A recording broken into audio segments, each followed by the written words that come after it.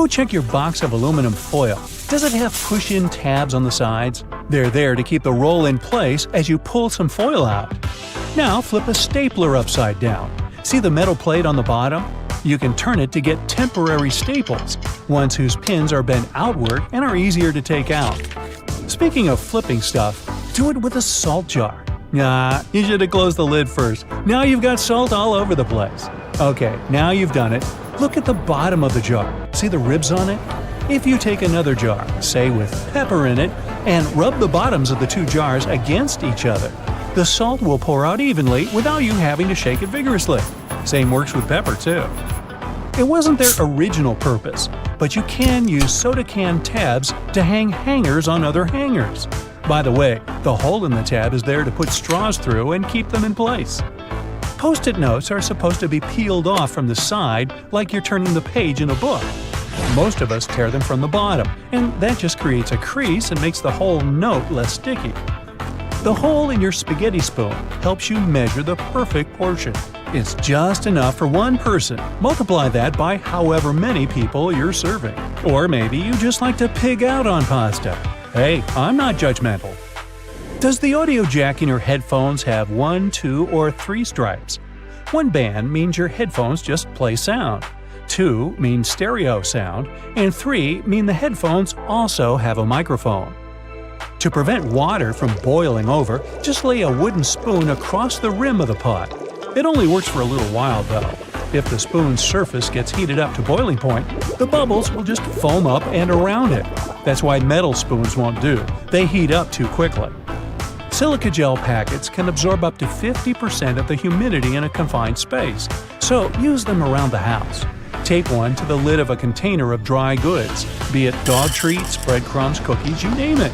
Throw one in each of your dresser drawers. Just make sure they don't get accidentally eaten. Most people use bobby pins upside down.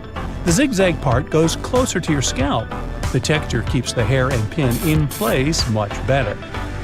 Bubble wrap was originally created as wallpaper that would be easy to clean, but the decor idea didn't take off, so they found a new use for it. Now they help cushion items during shipping, and they pop so nicely, of course. Hey, just ask my dog. All crackers and some cookies have holes to make sure the final product has the right texture. These teeny tiny holes allow steam to escape, so your crackers and cookies wouldn't snap. If it weren't for these holes, also known as dockers, steam would build up inside the treat, and the final result might have been scrumptious, but it would have been rather oddly shaped. The scalloped edges on Ritz crackers are there so you can roll the cracker over your cheese so that you get the perfect size piece to sit on top. It works for softish cheese only. Don't try to cut some Parmesan like this. Cheesily speaking, you probably grate your cheese with a cutting board or a plate underneath the box grater. Try a more convenient method. Flip the box grater and lie it on the side. This way you get the finest shreds of cheese and it's mess-free. PVA glue doesn't stick inside the bottle because it contains long molecules, such as polymers and water. Once you squeeze the glue out, the water trapped inside evaporates, leaving only sticky polymers. Superglue doesn't stick inside the bottle because of a special chemical that hardens when it hits water vapor. So the glue doesn't stick because the container keeps water out. The bread goes stale just because it loses moisture. When you add water to the flour, it changes texture, and the starch molecules get pretty disorganized. Hey, I can relate. That's why bread is soft and fluffy when it's freshly made. But the more it cools down, the more water it loses. Starch molecules get their original crystallized state back. Also, recrystallization happens way faster in the fridge. The sole of your sneakers, and even the tires of your car, are just one huge molecule. It's because when rubber is vulcanized, all the molecules become connected through the sulfur, so they turn into one, but a really large molecule. Your jeans are blue on the outside and white on the inside because of a smart way to weave the fabric. The warp thread is dyed, while the weft thread has no color, it's just white. This way, manufacturers reduce the amount of dye needed for each piece of clothing. By the way, most jeans are blue because they were originally dyed with indigo dye with a rich blue tint. This dye was picked for the way it interacted with cotton. When the cotton is heated, most dyes just penetrate it, but indigo dye stays attached to the surface. As a result, each time people wash their jeans, the dye molecules escape the fabric, leaving a unique pattern on each garment. Today, manufacturers use synthetic indigo dye. Bananas have thick skin to keep insects away. However, it gets thinner as the fruit ripens. Once the banana is ripe, it starts getting water from its skin. Birds and animals can also tear the thin skin easily. Hey, smart move, Mother Nature. The public toilets tend to be U-shaped for hygienic reasons. This way, anyone who wants to use it is less likely to get in contact with ceramic, normally swarming with germs. The bottled water has an expiration date. However, the water itself doesn't go bad. The problem is about the bottle. The plastic starts releasing chemicals over time, so the water gets contaminated. You can't drink it anymore. Glass bottled water has an almost indefinite shelf life. Still, some criteria, as changes in room temperature, may lead to a slow increase of bacteria in water, so it might go bad too. If all else fails, try drinking it from the faucet. Who would have thought? Fresh water. In-flight food is way saltier and spicier than back on land. Airlines have to give an extra kick to all the dishes due to in-cabin conditions. The combination of dry air and changed pressure changes how we perceive taste. Also, the taste isn't only about taste buds. It's about 80% smell. But as odor receptors don't work the way they should because of dry cabin air, well, without some extra seasoning, the food would have been almost completely tasteless. And yes, I've been known to be completely tasteless myself. Veins appear blue because they're under our skin, and skin scatters more blue light than red. Also, the skin around the veins looks even redder than the veins, enhancing the contrast, and the veins appear even bluer. However, it's just an illusion. Our blood is always red. Trust me. Supermarket tomatoes look tremendous, but taste bland because, for the past 70 years, farmers have opted for fruits that ripen more evenly and look better and more pleasing to customers. Wild tomatoes are dark green and don't ripen evenly. Still, the tomatoes the farmers grow have a teeny tiny mutation in one gene. That's why they're evenly colored but can't produce chloroplast properly. It changes the whole photosynthesis process, leaving the evenly colored tomatoes with less sugar in their tissues. As a result, these tomatoes tend to taste like cardboard. The moral to the story appears to be, go get some ugly tomatoes, or tomatoes. The space below a cup of noodles is there to protect the noodles during transport. This technique is called a middle suspension. This way, they're protected better in their styrofoam cup, and it also helps those noodles soften more evenly and quickly. Now, chewing gum wasn't invented for keeping your breath fresh. It was supposed to be a replacement for rubber. But the rubber experiment failed, giving opportunity to a modern version of chewing gum. Sandwiches have all their filling in between two slices of bread to keep the hands clean. Well, at least it was so when the first sandwich was invented. Some centuries ago, I wasn't around then, the 4th Earl of Sandwich, John Montagu, asked his chef to cook him something yummy he could eat without interrupting his long binge. The chef, I think he was named Pastrami or something, wrapped meat and all the other ingredients in the bread to make the dish grease-proof. And finally, all the ingredients in margherita pizza stand for one of the colors in the Italian flag. Basil represents the green stripe, mozzarella represents the white one, and tomatoes, or tomatoes, represent the red stripe. And if you want it tastier, use ugly tomatoes. A label on your panties digging into your most sensitive spots is definitely not the best feeling. Sure, you can cut it off, but often that just leaves even sharper corners that can be more annoying. But what if you've been cutting those labels wrong this whole time? Check it out. On the left, the label is sewn into the seam, while on the right, it's just hanging on by a couple of threads. Just snip those threads, and voila! It's like the label was never even there. Plus, with this little hack, you can always pick panties in the store that are guaranteed to be comfy. If you've traveled to Europe recently, you may have noticed how nasty the bottle caps have become. Yeah, according to the law, they now have to scratch your nose. They have to be attached right to the bottle. If these bottles annoy you too, Try this. Once you open the bottle, rotate the cap 90 degrees and pull until one of the plastic connections breaks. And finally, turn the bottle until the cap touches your chin, not your nose, and drink. You've been using the colander in the wrong way all this time. This smart kitchen device has a hidden function. The traditional way of draining noodles involves dumping boiled noodles into a colander, right? But if your colander is about the same size as your pot, try this instead. Place the colander on top of the pot with the noodles, like a lid, and drain the water out. This method is faster and less messy, and it keeps your noodles in the pot where they belong. Toilet plungers and sink plungers are quite different, and the toilet version has a handy rubber flap called a flange that pops out from the cup. This flange fits snugly over toilet drains, giving you strong suction to tackle stubborn clogs. While a sink plunger won't help with toilet troubles, the toilet plunger can work on your sink or tub. Just make sure to keep that flap tucked inside the cup. And don't forget to give it a thorough clean with bleach before switching from toilet to sink use. You definitely don't want to mix things up. If you still work in an office, next time you print out something, make sure to check out this stapler built right into the printer. It can staple all the documents that fit in the slot at the same time. By the way, it's not something new. Such printers have been around since the 90s. Why buy a ruler and spend your hard-earned dollars if you can simply use a dollar bill to measure whatever you want?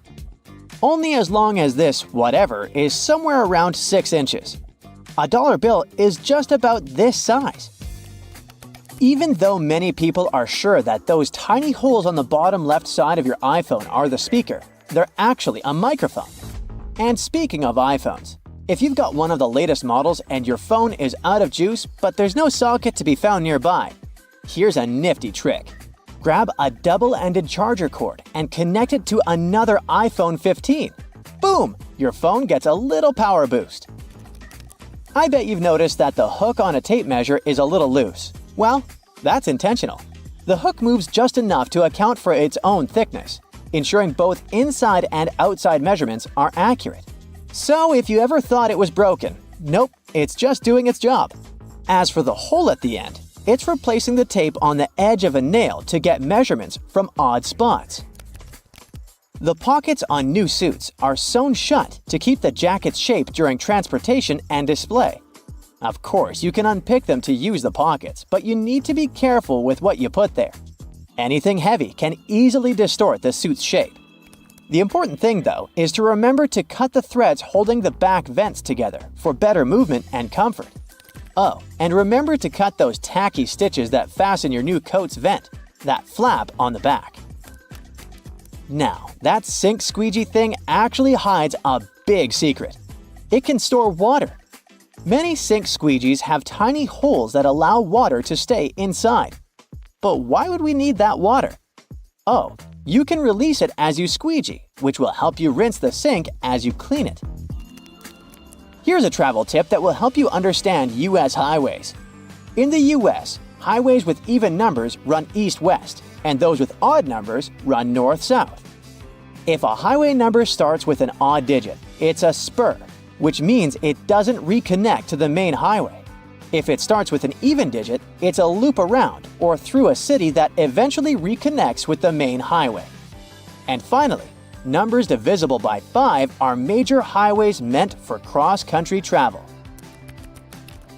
Your iPhone camera can also translate laundry symbols, identify plants, and even recognize some bird species. It's like having a mini encyclopedia in your pocket.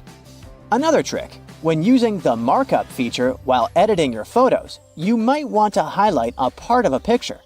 Put a circle around the needed area and keep your finger pressed down at the end of the stroke. Voila! Instead of a misshapen circle, you get a perfect one. It also works for squares, triangles, and stars. Barilla, probably the most famous pasta in the world, has teamed up with Spotify to create playlists that match the cooking time for different pasta shapes. Just start the playlist when you drop the pasta into boiling water. And when the music stops, your pasta is ready.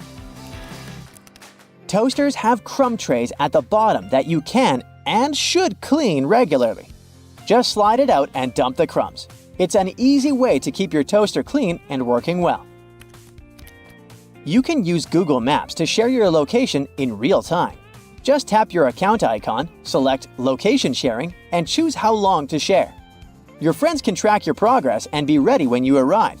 You can also save your parking location by clicking the blue dot. Do you know that the knobs on some ovens have calibration screws on the back? You can adjust them to get more accurate temperature control. It'll definitely help you avoid overcooking or undercooking your meals.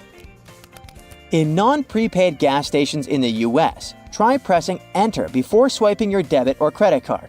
It'll take you to the prepaid screen, and you can enter the amount you need manually. If you're drinking outside on a windy day, place some coins in an empty cup, and then put the cup you're drinking from inside the first one. The weight of the coins will help you keep your drink from getting blown over. Simple, but effective. Once you've peeled your potato, you might spot some tiny divots, known as eyes, that still have some skin on them. Many peelers come with a handy scoop designed to tackle these little guys. Just take the scoop, dig in, and pop them out. Easy peasy. Your favorite potato recipe will be totally eye-free in no time. A cell phone's camera can help you to figure out whether your remote is working. The camera is sensitive to infrared, so you just need to turn it on and point the remote at the camera while pressing the remote's buttons. You'll see the LED flashing in response. If you spot nothing, something is definitely wrong with the remote. Bonus fact here: white vinegar isn't just for cooking, it's also the real laundry hero. If you add it to your laundry, it'll take out all the bad smells from your clothes. The amount to add can be anywhere from a splash to a cup during the wash. And don't worry about the vinegar smell. It washes away completely, leaving your clothes fresh. It's also great for removing hard water buildup. Fitness trackers and fancy smartwatches are fine for monitoring your heart rate and even the miles you cover on a run. They're not so good at measuring the number of calories you've burned, though. A 2017 study from the Stanford University School of Medicine showed that fitness trackers and smartwatches have error margins of less than 5% when it comes to measuring heart rates. That's pretty good, so you can be confident in whatever reading you're getting. The problem is with the devices measuring energy expenditure accurately or calendars burned. Even the best was off by an average of 27%. The worst was off by a crazy 93%. That means they're very unreliable and shouldn't be trusted. Fitness trackers don't work well for measuring calories because we all have different heights, weights, diets, and many other things. That means we all burn calories at completely different rates. The trackers are often programmed with a preset average height and weight. So, if you're going to use one, take it with a grain of salt, unless you're trying to reduce your sodium intake. Sunscreens have only one job to do, and that's protecting us from the harmful ultraviolet rays. In 2017, though, a study found that many popular brands failed to protect at all, with only 1 in 4 working. Most sunscreens didn't protect users from ultraviolet A and B rays at all. Some manufacturers also claimed that these products had an SPF of over 50, which sounds very high quality, but the actual SPF was much lower than that. The misleading labeling means we aren't as protected as we think when we're at the beach. So when you're out shopping for sunscreen, make sure you look at the ingredients and apply more than you think you should. Ooh, sports drinks, an essential item for anyone working out. These bright-colored drinks are filled with electrolytes that will increase your performance and rehydrate you fast. The problem is, we're not all athletes, so most people would be better if they just drink water instead. Sports drinks are made up of water with some minerals and lots of sugar, coloring, and flavor. Those minerals are electrolytes, which can help our bodies go longer. Your exercise habits, the duration, and the intensity of your training all come into whether you really need that extra boost. While sports drinks can benefit athletes engaged in long or intense training, they're not really necessary for most gym goers. Sports drinks are probably pointless if you're only doing light to moderate exercise, like walking or jogging, over a short period of time. After using a toaster for most of your life, most people still haven't figured out how to get a perfect heat setting. It turns out that burnt toast is probably just down to a simple misconception. Those numbers on your toaster aren't heat levels at all. They're actually minutes. The dial is basically just a timer. That means all you need to do is look up how long it takes to toast certain things, and you'll never ruin your breakfast again. Hey, I like burnt toast. I'm used to it. Most of us rely on wireless technology to carry out normal everyday tasks. It can be very frustrating when technology stops working and interrupts your day. In fact, the only thing more frustrating might be not knowing why it isn't working. The worst culprit here is your cell phone. It'll often show really great reception, but somehow can't make a phone call. The bars on a cell phone actually don't mean anything. The way they receive the signal differs a lot between different makes and models of phone. There's even a big difference between what the bars mean from one phone to another. Meanwhile, watching a progress bar showing the percentage of time left to complete a download on our phones or PC can be tedious. Sometimes they just seem to be stuck doing nothing. Bad news, they don't really work. At least not in the way we think. The system updates the progress bar when certain milestones are reached. A progress bar at 50% doesn't mean half the file has been downloaded. Almost all the files could have been downloaded. The point of them is to give you something visual to look at. Progress bars aren't accurate because downloads and transfers have too many variables beyond the system's control. Internet speeds and network availability are the coordinators of how quickly a download will complete, while your computer's hard drive determines how fast things process and information gets put in the right files. It's probably best to make a coffee or set things up to download while you're in bed, instead of constantly checking up on an incorrect progress bar. Elsewhere, stopping at a crosswalk and pressing the button hoping the walk signal will come up might just be a waste of your time. It turns out that all that button pushing could be for nothing. Some crosswalk buttons need to be pressed, but others don't do anything at all. The crossing symbol will just light up whenever it wants to. Some crosswalks even switch between needing and not needing a button press, depending on the time of day. That said, it can be difficult for all of us pedestrians to determine whether a crosswalk button works or not. When in doubt, just push the button anyway. You don't want to stand around waiting for no reason. With more people going into the water and sharks, well, living in the water, the fear of bumping into a not-so-friendly shark is ever increasing. This shared water space has pushed many companies to try to create shark repellents. This sounds like a good idea that should help keep both people and sharks more safe.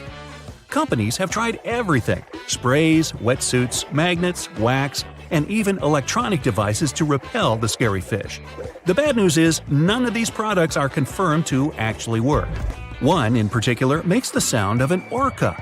Sharks aren't too fond of being in the same area as them, but does pretending you're an orca stop a shark from biting you? If you feel safer using them, then go right ahead. But if you're looking for a shark deterrent that's 100% effective, it's just not available. Psst, here's what actually works. Stay out of the water. Rushing into an elevator and repeatedly pushing the closed door button in the US is basically a huge waste of time unless you've got the special trick. In 1990, the US passed a Disabilities Act for elevators, which meant that elevators had to ensure that someone with a disability had time to get inside one. If you're on crutches, use a cane, or travel in a wheelchair, you don't have to worry about someone accidentally closing the elevator doors before you've had a chance to pass through them. There's one important loophole to this. If you're an emergency or maintenance worker, you'll have access to keys and codes that make that button operational. This is just another example of a placebo button you're invited to push, just to make you feel like you've done something.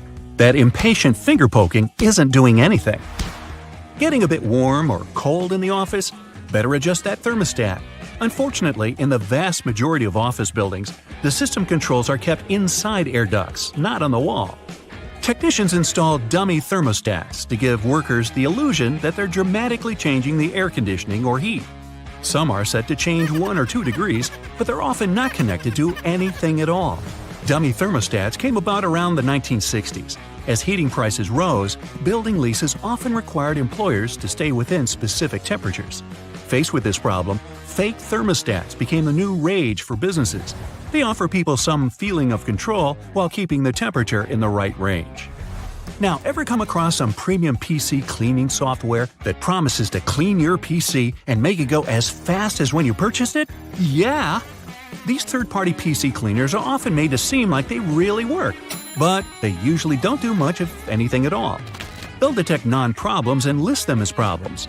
The worst example of this is when they list browser cookies and temporary files as having an effect on the computer's speed, when they don't. It's better to stick to the operating system's built-in cleaner. It'll work fine if you ever need to clean your computer and save you having to splash out on one that does pretty much the same thing. Well, that's all I got. Time to burn some toast. If you've ever gotten bored while waiting in a car, like I have, you might have played around with a headrest. Yep, you can pull them off, and they'll come right off relatively easily. It seems useless at first, but that's something you'll want to do if you're ever trapped in a car and need to break a window to get out, like I do. Even a box of aluminum foil has its secret. On the side of the box, you can see a small tab you can push in. So simple, but that's what actually holds the roll of foil in place. This tab makes it way easier to unroll a sheet and tear it off without any frustration. Ever wondered why gripping a certain tool, handle, or even a pen kind of feels more secure when it's coated with a rubbery material? The keratin of the outer layer of the human skin is rough and stiff at a small scale. So let's say you have a polished metal or glass which is stiff but also a smooth and impenetrable surface. When you encounter that, the actual contact area is small, as is the friction at the beginning. Your sweat pores secrete moisture, which is why the keratin gets hydrated and becomes softer. Because of that, it requires many seconds for the contact area to increase to the same value it reaches almost right away with some soft materials like rubber. This mechanism might be used by our tactile senses when we want to identify materials. Now, the pom-poms on beanies and other hats have their purpose, and it's not just to look cute and fluffy. Well, at least they did have a purpose. One of the theories says French sailors used to wear hats with pom-poms so they wouldn't hurt their heads on the ship when the weather got rough. Yup, the ceilings of the ship were really low.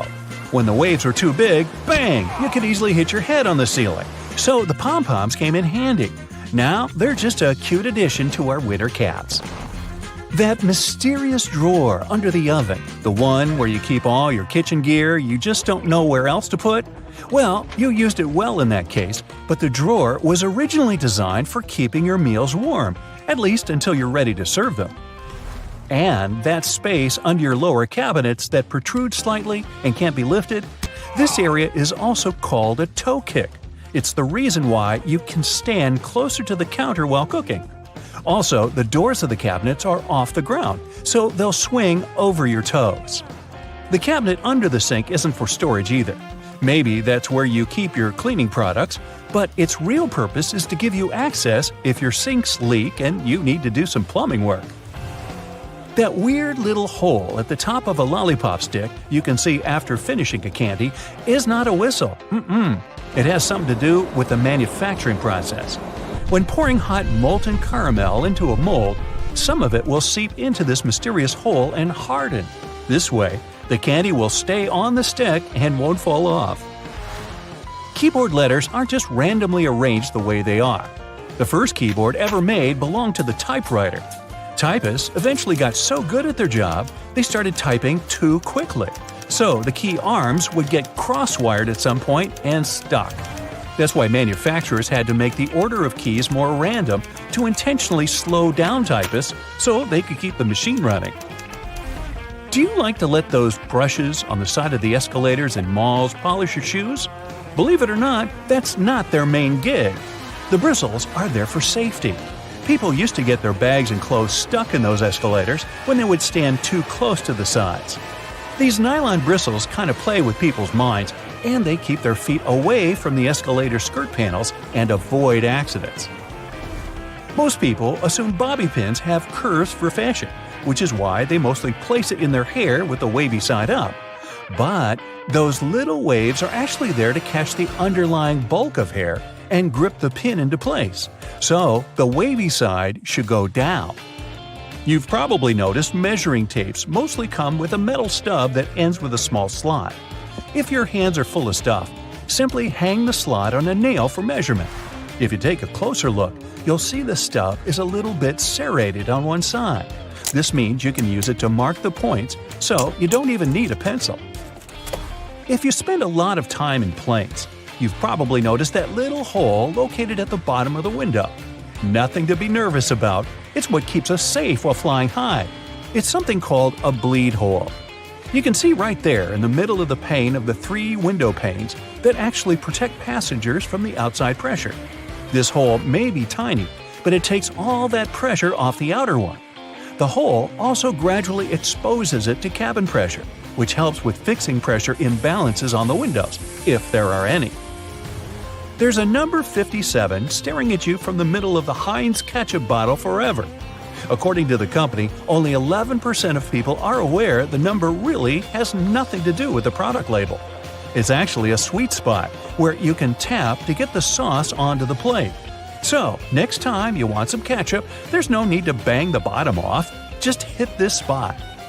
Grooves on the bottom of cups are there to make cleaning them in the dishwasher more convenient. When you place your cups upside down, these grooves will allow the water to flow rather than stagnate. This way, the water won't spill onto your feet when you take the cups out. The grooves are there to allow cool air to flow beneath the cup too. They also keep cups from cracking when they heat up after you pour hot beverages in. You probably noticed that little dot next to the camera on an iPhone and probably thought it was a flash. Nope, not a flash, but a microphone in charge of catching sounds when you're using the back camera. Next time you're looking for a quick bite and decide for fries at McDonald's, check that bendable flap near the top of the box. Some like to bend it towards the fries. That way, you can cover your fries up and keep them warm. But if you're not that patient, you can flip the flap backward and basically turn it into a makeshift plate for your fries. Just bend it down firmly enough. You don't want it to spring back up and spread the sauce all over you. Take it from me, it's messy. In the 1970s, people didn't want toothpaste just to keep their mouths healthy, but also to freshen their breath. Aquafresh decided to answer that call, so they added a blue stripe to their product. Since consumers started paying more attention to their teeth and gums, the company added a third red stripe to their paste. The paste now has 3 functions: freshening, cleaning, and plaque control. And yes, solid white toothpaste can offer the same benefits, but brands continue to add stripes to their paste anyway. Speaking of toothpaste, do you know those colors on the bottom of tubes? The colors don't mean anything in particular. They're there to help in the manufacturing by telling light sensors where the end of the tube is. Thanks to it, the machine can cut and seal the tube properly. Hand sanitizers are commonplace nowadays, and you can apply them in many other ways besides just cleaning your hands. It also works great when you want to remove stains from your clothes. Sanitizer breaks up oily, greasy spillages and does a great job as a degreaser. You can even use it as a deodorant if you get caught out on a hot day. After a bad day at work, you decide to hide yourself from the rest of the world. You turn off your phone and your laptop and lock yourself inside the bathroom. You jump out of your meditation when you hear a beeping sound. It's your toothbrush saying, "Data transfer completed." Your robot vacuum knocks at the door. Looks like it must be after you. Robot vacuums make a map of your home to get around and plan cleaning better. They can share this map with other gadgets via Wi-Fi and store them in the cloud. When advertisers get access to those maps, they can get an idea of your home size, your income level, and lifestyle to send the right ads your way. Vacuums don't have microphones, but their navigation systems can be repurposed to listen to your conversations. They map the room with a laser beam directed at objects. Sound waves affect that light. If you collect that data, you can convert it back into sound waves and identify what someone said. Headphones and microphones are based on the same idea. Headphones turn electrical signals into sound, and microphones turn sound into electrical signals. If you plug your headphones into the microphone jack, they'll work as a microphone. Bad guys learn to do it remotely without your consent. There's malware that retasks your computer output channel into input channel. It can record sounds from across the room even when the headphones are in their jack and the microphone is turned off and disconnected from the computer. Then it compresses the audio and sends it over the internet.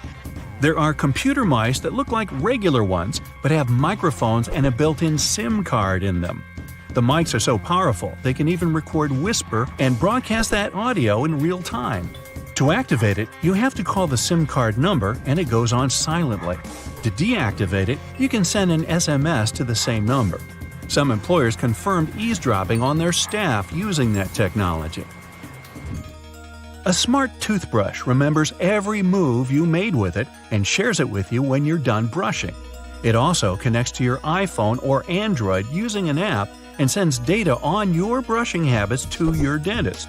They can watch over your brushing process and give you tips on how to take better care of your teeth. Smartwatches, fitness trackers, and other smart wearables monitor your health and can determine if you're walking, running, or driving with their built-in sensors. If third parties get control over that data, they can also monitor your hand movements as you unlock your phone, enter your PIN code at the ATM, or your password at the computer. The gadgets are smart enough to accurately guess all that secret data most of the time. They can also find out the email address you used when you registered with the app to identify who you are. Pacemakers and other health devices send patient data over the internet. In theory, criminals could obtain it during transfer and change it to look like the patient needs hospital treatment. That would make them leave their home, and bad guys could take advantage of the situation. Smart toys that have cameras and microphones in them can record videos and sounds and send them to the toy maker. To keep prices on smart toys lower, they don't add expensive security mechanisms to protect that data. If cybercriminals get a hold of it, they can steal pictures, videos, or audio, and even identify GPS coordinates of the house. LED lights equipped with sensors and connected to video cameras can watch over and listen to conversations over a large distance. This technology was used at one large airport for security and comfort reasons. Cybercriminals went further and learned to use ordinary light bulbs for eavesdropping on conversations. To do it, they need a clean line of sight between a powerful telescope and the bulb of the right thickness. It won't work if you have drapes on your window. When you're talking or listening to music, there are changes in air pressure on the surface of the bulb and it's shaking a bit. A special converter can turn data on the sounds from electrical to digital. Internet-connected thermostats can be operated remotely, and that made them desirable for cybercriminals. They once got access to millions of debit and credit cards data through a large retailer's heating and cooling system. Other bad guys found a way to remotely lock smart thermostats' controls and demanded ransom to unlock them. Smart fridges can tell you when it's time to buy milk as they track your food preferences and have great connectivity. Smart dishwashers, coffee machines, washers, and dryers are also collecting and transmitting your data, even at moments you don't think they're doing it. Criminals can make use of that data to find out a lot about your schedule and guess when you aren't at home. Your voice assistant makes your life easier, but it must listen to you 24/7 to make that possible. They never record anything you say before you activate them with your voice. Everything that follows is stored in the cloud and can be of use for different companies. They can learn what music you like to listen to, what news stories interest you the most, and where you make your reservations.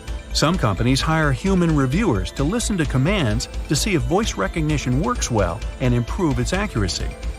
Xbox admitted they also hired people to listen to users' audio to improve voice command features. The problem is that it made some recordings by mistake and strangers were listening to personal chats. Home security cameras can take videos, pictures, and audio recording and upload them to the cloud without you even knowing. Manufacturers say it's done to improve object recognition. You can get access to that camera footage remotely using an app. There are programs that can guess a CCTV password and forward the video stream to a third-party computer. They can also get control over the camera and disable any signs of monitoring, like red light, so it seems inactive. Almost every car has an event data recorder that tracks information on its location, average speed, road condition, and even your preferred route. Your computer on wheels constantly streams that data to its manufacturer. They use it to try to prevent accidents and make other improvements. It's not clear who owns all that car-related information, so in theory, it could end up at a third party. Smart TVs run an operating system just like computers and also have a file system, cameras for video face recognition, and a microphone. They are always connected to the internet, and if cyber criminals get access to a TV, that can change certain settings and record audio even when the TV is off. They could also watch you through the camera and use the smart gadget to move to other devices on the same network, like your laptop. Well, I'm totally creeped out, so what can we do about it? You can disable automatic content recognition to stop your TV from giving you viewing recommendations and limit voice activation function for a safer experience. You'll find that option in General or Advanced Settings under Viewing Information or Viewing Data. You can also disconnect it from the cloud altogether. Always change default passwords and usernames on new devices to secure your network. Make up a new password for every gadget every now and then. You can also split your modem and use one Wi-Fi signal for laptops, iPads, and the like, and the other for security cameras. Don't forget to turn off the Wi-Fi router when you leave the house to minimize the risk of a digital intrusion. Whenever possible, enable two-step authentication that demands physical access to the device to log in. Always install software updates as soon as the gadget manufacturer offers you to do it. Updates have patches for detected vulnerability issues. Cover your laptop camera with a dark-colored tape when you aren't using it. Delete your conversations with a voice assistant. You can do it at the manufacturer's website or app. Another option is to activate the Delete by Voice function in Settings. Then you'll be able to tell the assistant to delete what you just said or your last conversations. You can also mute the device when you aren't using it and choose not to send data to manufacturer to help them improve services. If you have a thermostat that connects to your voice assistant, tap the microphone icon on its screen and set voice control to off. You won't be able to activate it remotely, and it won't be able to listen to wake words and send your audio anywhere. Okay, have a nice day. You just spent the entire morning running errands up and down the street, and you finally stop to treat yourself to a cup of coffee. You enter the nearest coffee shop, place your order, and notice that actually you really need to use the bathroom. It's a regular-looking public one with multiple stalls. As you pick yours, the one in the middle, you get inside and your mind starts to wander. Why on earth do bathroom doors have a half-inch gap between the door and the lock? And why on earth do they have a huge gap between the door and the floor? Can we have a drum roll for this moment, please?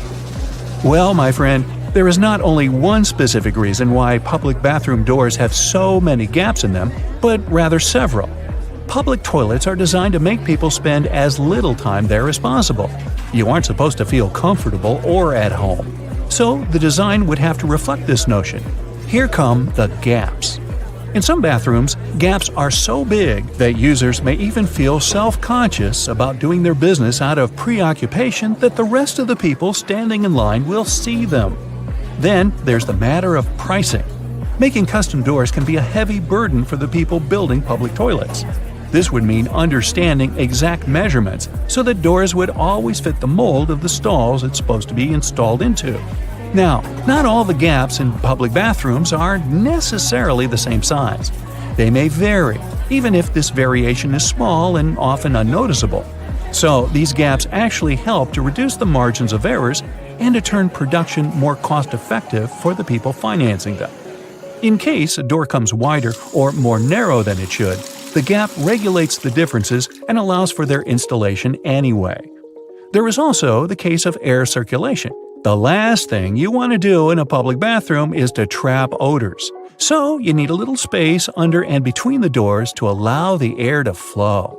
Finally, the gaps are a big safety measure.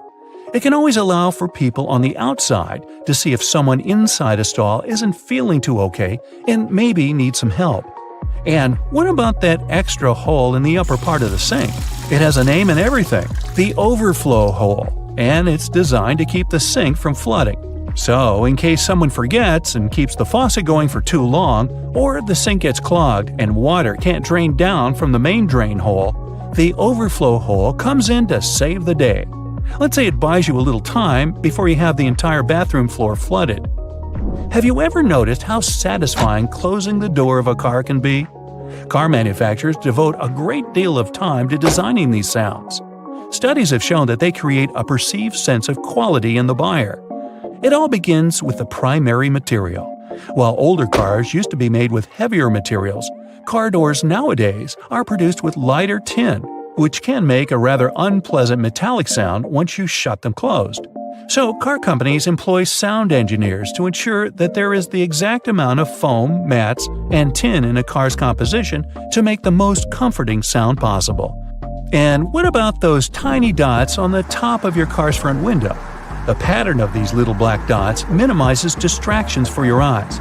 This black part, also known as frit, normally gets warmer than the clear parts, which prevents the windshield from deforming. And no, the tab under your rearview mirror is not made only for the purpose of hanging fluffy dice or aromatic-pleasing air fresheners. It's actually a switch that allows you to adjust the position of the mirror depending on the time of day. Flip it one way and it's the daytime driving mode. Flip the other and you're ready to drive safely during nighttime as it tones down the glare coming from headlights of the cars behind you. Next time you head out to the supermarket, make sure to keep this in mind. In case you don't have a coin to unlock these shopping carts, there is a well-kept secret that can help you out. If you have your house keys on you, check for a rounded key head. If you happen to find one, try using it to unlock the cart. It should fit perfectly in there, replacing the need to carry coins around. Because, if we're being honest, who still has them? Elevators. If you want to ride them on your terms, and your terms only, make sure to try something out. Most elevators have a secret button combination you can use to skip all the other selected floors and go directly to the one of your choosing. This might work out, especially on those days when you've pressed 13, but you wanted to press 33. On most elevators, this works once you simultaneously press the close door button together with your floor number. This should help you get to your floor without stopping. Some elevators require you to double press the selected floor numbers, as double pressing will often cancel the previously made request. While other elevators require you to hold the open door button and then double press the buttons of the floors you'd like to cancel. Now, to stay out of trouble, it's best not to cancel the floors of the other people in the elevator. They won't take it kindly. Also keep in mind that there are elevators that might not have this function. Now, for honey lovers out there, go ahead and raise your hand. If your pot of golden honey is crystallized, know that it is actually a good sign. Crystallized honey means that it hasn't been pasteurized, which means better product quality. With a decrease in temperature, the natural ingredient of honey, also known as glucose, will make it crystallize. Now, try making the best of it. To add some texture to your oatmeal or toast, add a layer of crystallized honey and enjoy nature's sugar. And if you don't like crystallized honey, plop it in the microwave for a minute or two. Ah, winter and fall. You know what this means, right? Sweater weather. But there's nothing more annoying than wearing your beautiful wool sweater and itching yourself all the way through it. Actually, I can be more annoying than that, but let's talk about itchy sweaters. To keep this from happening again, here's the secret. Turn your sweater inside out and soak it in cold water. Add 2 or 3 tablespoons of vinegar and let it sit for a while. Then, drain the water. Now, while the sweater is still wet, massage a generous amount of hair conditioner into the fibers of the wool. After letting it soak in the hair conditioner for about 30 minutes, gently press the excess water out of the wool and leave it to dry flat on a towel. There you go! No more itchy sweater. Any fast food restaurant you go to will hand out small paper cups for customers to fill with their ketchup, mustard, or barbecue sauce. But if you're eating some chicken nuggets or trying to dip your burger into the cup, there's always that bit of sauce that seems impossible to reach. Next time, try unfolding the cup. It'll turn into a small paper plate, and this way you'll get all the ketchup you poured in the first place. Padlocks used in outdoor environments should be cleaned and lubricated every 3 months. Regular lubrication will help prevent padlocks from freezing in cold weather conditions. Look for the tiny hole on the bottom of the lock. Then pour oil into it, and there you go. It opens again. One thing we often neglect is a point in an ointment cap. These pointy surfaces were designed to help us break the tinfoil protection of the ointment tube. You just turn the cap over and break the ointment seal with its own cap, and there you go. After a long day of work, all you really need to do is a bubble bath. You turn on the hot water and let it run for a few minutes. You might even light a candle and pour some essential oils into the water. Then, in comes the liquid soap. You stir the water until the entire surface of the tub water is crammed with bubbles, and make your way in. The bubbles in a bubble bath have a fundamental primary function. Their job is to preserve the water's temperature, just so you can have warm water for longer. Do you have sweaty feet? Weird question, I know. But if you're one of these people, here's some good news. All is not lost. Try putting a dry tea bag inside your shoes and storing it in a dry place for a while. The tea bags will absorb the humidity and the smell off the soles of your shoes. So here I am thinking, shouldn't we have learned these things in school? Well, either way, if you learned something new today, make sure to tell us about it in the comments below.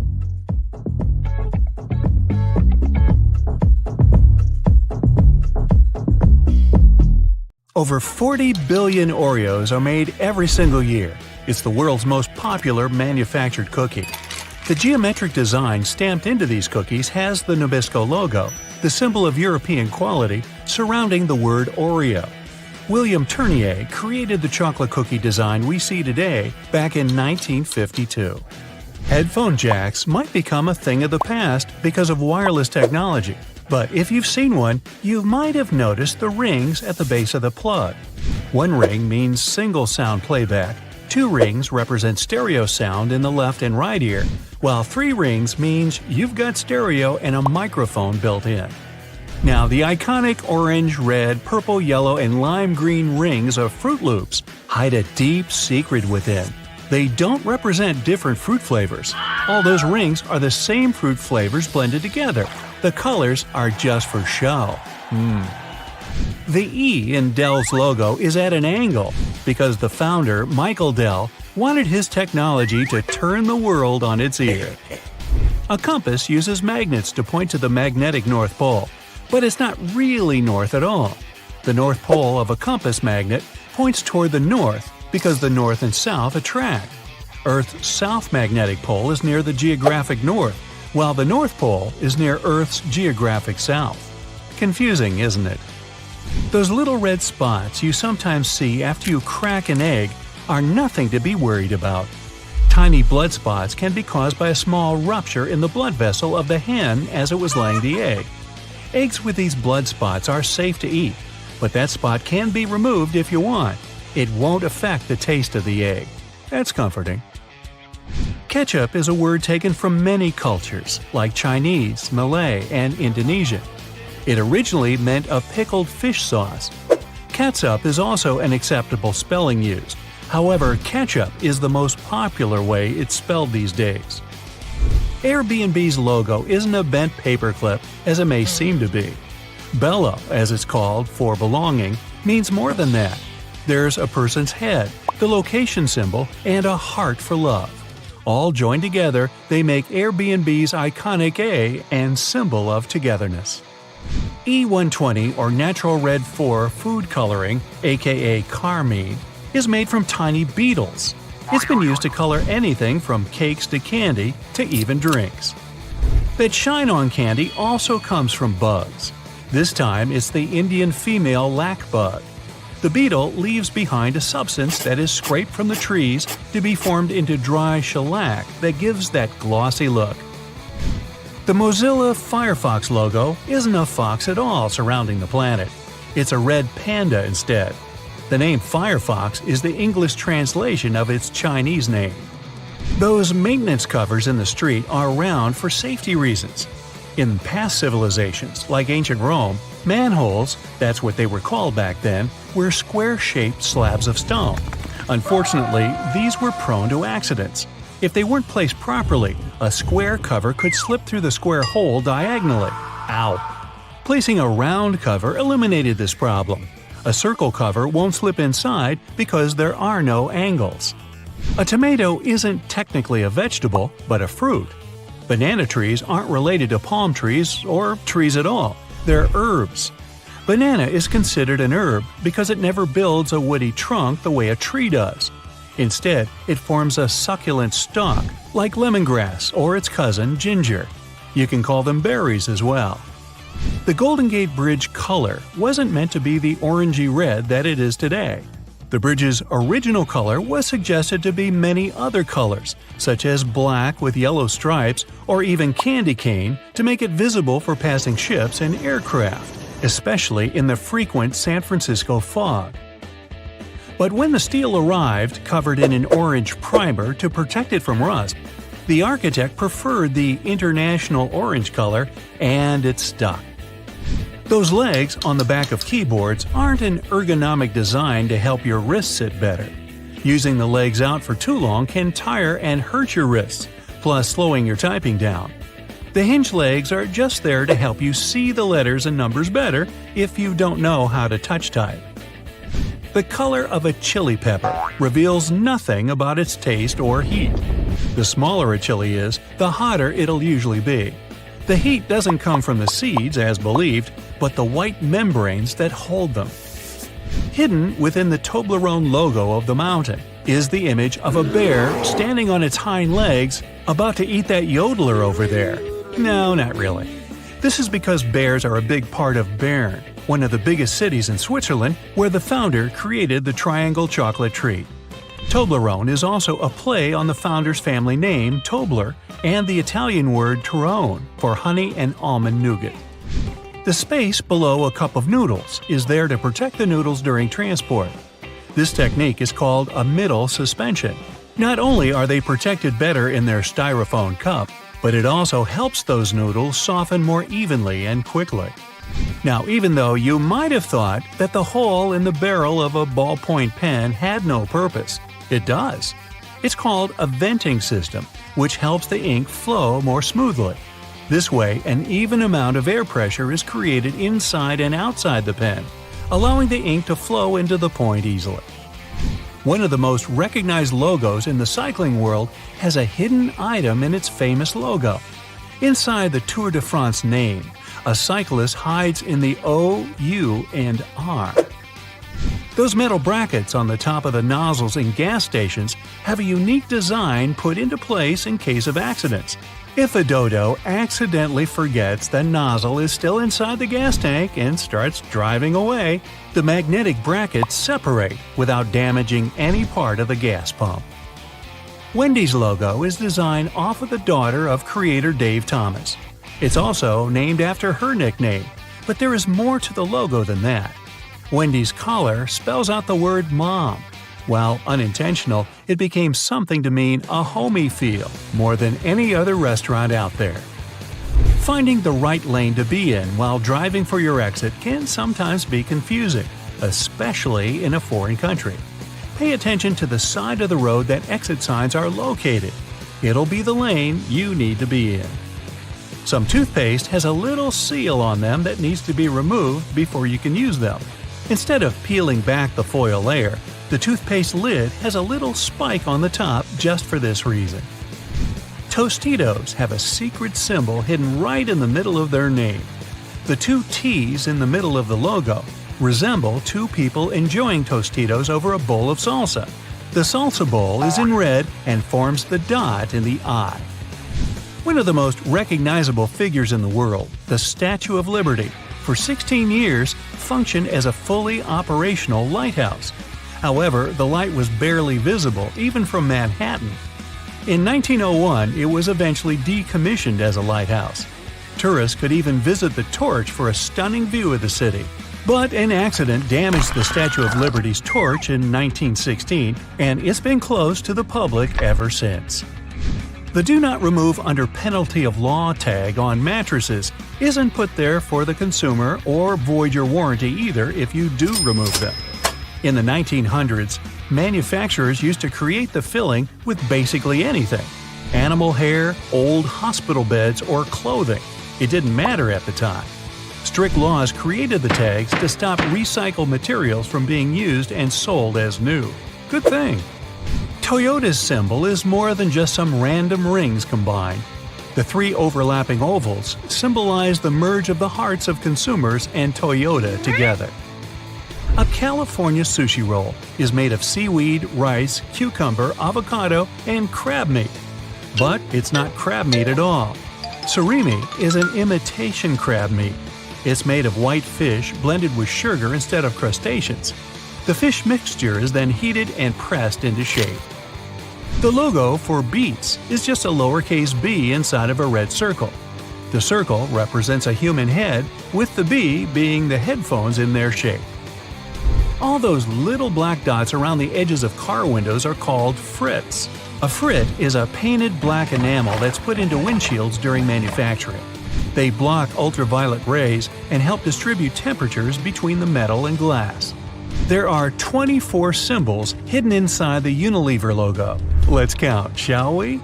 The sun, dove, plant, spark, chili pepper, spoon, bowl, flower, ice cream, hand, hair, lips, swirl, fish, clothes, bee, particles, packaging, transformation, waves, DNA, palm trees, heart, and virtuous cycle, whatever that is. These represent everything that the company believes in and produces. DNA? Bobby pins are designed so that the zigzag part goes onto your scalp, not the flat part. It gives a greater grip on the hair and skin, making the pin stay in longer. The story that the pins were named after those fashionable London constables called bobbies is not true. I made it up. Various types of cheese have holes for a reason. For example, Swiss cheese is made with special bacteria that produce carbon dioxide. As the CO2 is emitted, it blows like bubblegum, leaving tiny craters, also known as cheese eyes. Then the cheese is cooled down, but the holes stay in place. Over 40 billion Oreos are made every single year. It's the world's most popular manufactured cookie. The geometric design stamped onto these cookies has the Nabisco logo, the symbol of European quality, surrounding the word Oreo. William Tournier created the chocolate cookie design we see today back in 1952. If you use reusable bottles, you probably know that sometimes they smell. Even if you only use it for regular water, it still smells. But it's not the water that smells, it's the microorganisms in it.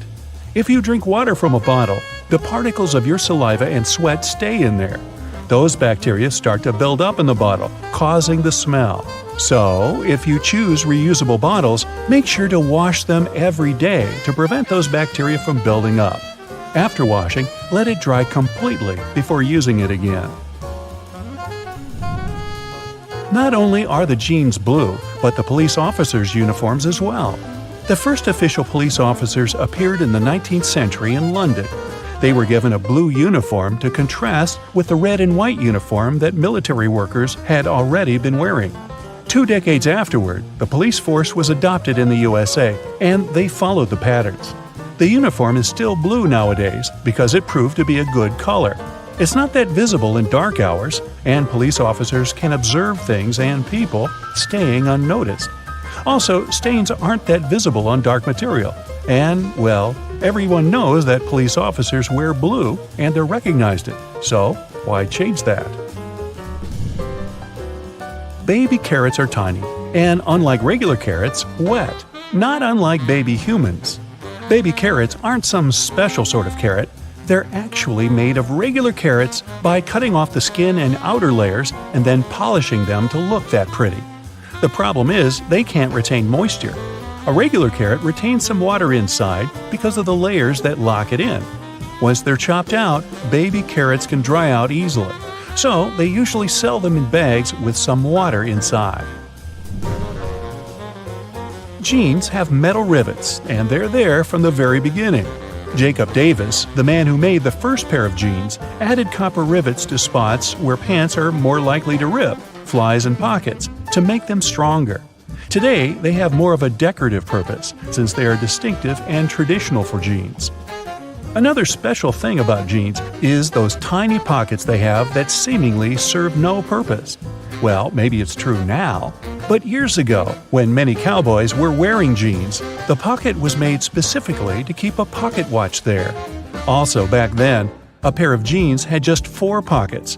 That tiny pocket, the watch pocket, 2 big pockets in front, and just 1 pocket in the back. Car headrests are all about comfort, and detachable headrests are all about safety. If you pull the headrest out, you'll see 2 sturdy metal bars. If you ever get locked or trapped in a car, you can use the bars to smash the window and get out. Those little red spots you sometimes see after you crack an egg are nothing to be worried about. Tiny blood spots can be caused by a small rupture in a blood vessel of a hen as it was laying the egg. Eggs with these blood spots are safe to eat, but that spot can be removed if you want. It won't affect the taste of the egg. Oh, that's comforting. Hidden within the Toblerone logo of the mountain is the image of a bear standing on its hind legs, about to eat that yodeler over there. No, not really. This is because bears are a big part of Bern, one of the biggest cities in Switzerland, where the founder created the triangular chocolate treat. Toblerone is also a play on the founder's family name, Tobler, and the Italian word Torrone for honey and almond nougat. The space below a cup of noodles is there to protect the noodles during transport. This technique is called a middle suspension. Not only are they protected better in their styrofoam cup, but it also helps those noodles soften more evenly and quickly. Even though you might have noticed that the hole on the barrel of ballpoint pens has no purpose, it does. It's called a venting system, which helps the ink flow more smoothly. This way, an even amount of air pressure is created inside and outside the pen, allowing the ink to flow into the point easily. It's not an accident that soy sauce bottles have two spouts. The sauce is liquid, and it flows out of the bottle pretty quickly once you turn it over. Most Asian food lovers will admit they've spilled it at least once in a lifetime. That's why nowadays, restaurants prefer serving soy sauce in special bottles that have two spouts. This design allows you to control when and how much sauce will come out. Just put your finger on one spout while you pour the sauce through another. If you press your finger tightly to the spout, the sauce will stop flowing, and if you remove your finger, it will flow again. And please do not remove your finger in a restaurant. It will freak everybody out. You've probably noticed that train and bus seats are covered in fabrics with weird patterns. Any idea why? They use these patterns to cover any germs and stains on the seat. Oh boy. The brighter the color and the more patterned it is, the harder it will be for a passenger to notice any stains and get grossed out. Also, the patterns are usually so ugly that no one even wants to look at them for long enough to spot any stains. So yeah, the pattern is there to make you look away, and if you look, to make it less noticeable. No bus will ever have plain white seats, that's a guarantee. The middle tab on soda cans can be flipped around. You can slip a straw in place so you don't have to hold it up your mouth. This Stay On tab replaced the pull ring tab created in the early 60s. You remember those, don't you? Those could be quite sharp and easily discarded where they could be a menace for others. Now you can pop your straw straight into one. Also means you can produce some bubbles and make a mess like a 3-year-old. Sometimes, when you purchase an article of clothing, you receive a plastic baggie with an extra button and a swatch of fabric. While the fabric is clearly used to patch holes, it can also be used to test the effects of various cleaners on certain surfaces. It's handy, too, to test wash cycles before using them to wash the whole garment. Escalators have those fluffy black brushes for a similar reason that some have yellow lines on their steps, to try and deter people from getting too close to dangerous places. People don't always take notice, and sometimes clothing can drape close to the point where the step meets the edge or skirt. The brush is a little barrier to help prevent this from happening. They can also catch bits of fluff and prevent other small things from falling down into the gaps. Those takeaway containers most associated with Chinese restaurants are designed to not only carry your food home, but to store it in the fridge. They double as a plate, as you can eat straight out of them and don't have to worry about dirty dishes. Yay! They were actually patented way back in 1894 to transport freshly shucked oysters and were known as oyster pails. They were later adapted to use as leak-proof containers for food. Ever wondered why coins have those little ridges along the edge? It's a leftover from earlier times when they were worth more. Counterfeiters could easily file the edges off to sell as gold or silver coins to make some profit. The ridges were created so it was much easier to tell which of the coins had been altered. It's not needed today, but the coins still have that altered style. All crackers and some cookies have holes to make sure the final product has the right texture. These teeny tiny holes allow steam to escape, so your crackers and cookies won't snap. If it weren't for these holes, also known as dockers, steam would build up inside the treat, and the final result might have been scrumptious, but it would have been rather oddly shaped. Dogs like to walk in circles before snoozing because they inherited this behavior pattern from their ancestors. There were no special doggy beds back then, so most pooches would have to push down tall grass to make a sort of snoozing spot. Plus, as a bonus, those movements scared off all the critters lurking in the vegetation. Donuts are ring-shaped for a similar reason. If they hadn't had holes right in the center, the dough there would have always been undercooked. By the way, they're often associated with the police because back in the 1950s, donut shops were among the only places open late. They were a perfect place for police officers to grab something to eat and even deal with some paperwork during the night shift. Your jeans are blue on the outside and white on the inside because of a smart way to weave the fabric. The warp thread is dyed, while the weft thread has no color. It's just white. This way, manufacturers reduce the amount of dye needed for each piece of clothing. And they're still dyeing to make the jeans. Okay, so right after being processed, plastic water bottles aren't the size you buy at the store. Even a gallon water bottle starts its life as a small tube. Later, it gets heated, inflated, and shaped into the bottle you know. Boy, I can relate to the heated and inflated part. Now, not all potato chips are actually fried potato slices. Some companies use a mix of potato flakes, cornstarch, and water to produce chips. This mix is then pressed into a dough, and chips are cut out from it with the help of shape molds. Then the chips are fried, which takes about 11 seconds. After that, all excess oil gets drained and the chips are seasoned and packed. There's a legend that only 2 people in the world know the original recipe that gives Coca-Cola its signature taste. These people aren't allowed to travel together so that the recipe never gets lost. Even though it's just a popular legend, not many people are aware of all the ingredients of the world-famous drink. One of them used to be the cola nut. Hey, I used to be a cola nut. You can find these nuts inside the fruit of the cola tree. Each fruit is about the size of a chestnut and has between 2 and 5 cola nuts inside. The cola fruit and nuts are packed with caffeine.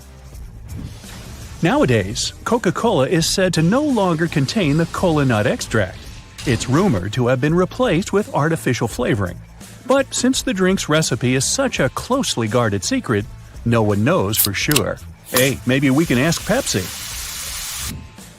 These days, it's quite simple to make a mirror. Producers take a regular sheet of glass as a base. Then they apply a reflective coating. This usually means spraying a thin layer of either silver or aluminum onto the back of the sheet of glass. This process is called silvering. Some kinds of car wax contain carnauba wax, also called Brazil wax. That's a vegetable wax people get from the fronds of the carnauba tree growing in Brazil. To get the wax, the leaves of this tree first get dried and then beaten. Ooh, ooh, ow, ow! This is how you can remove the powdery wax. Now, pencils. First, their leads are made by mixing clay and graphite powder. This mixture is then baked. After that, pencil bodies are made. If they're wooden, the material should be chosen carefully. It should be soft enough to sharpen, but tough enough not to break. When the pre-cut sections are delivered to the factory, they have grooves cut in them. These grooves will later accommodate the leads. Then special glue is added. This way the leads will stay in place. Next, every second section is sent to a special conveyor, and the leads are placed in the grooves. Then another section is glued to the one filled with leads. We get a large multi-pencil sandwich. Sandwich, I'm getting hungry. The 2 parts of this sandwich get compressed and cut lengthwise. Then they're shaped and form separate pencils. Lava lamps were invented in the middle of the 20th century. The magic happening inside is due to the right amount and type of ingredients. 2 of them are oil and paraffin wax. The oil helps the wax heat up, and once it's heated, it starts rising up slowly. Once the blob reaches the surface, it cools down and sinks back to the bottom. Now, nutmeg is a strongly flavored spice used in many cuisines all over the globe.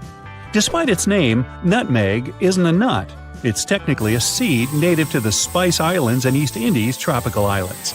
Nutmeg grows on trees, and the seed itself is sealed in a shell.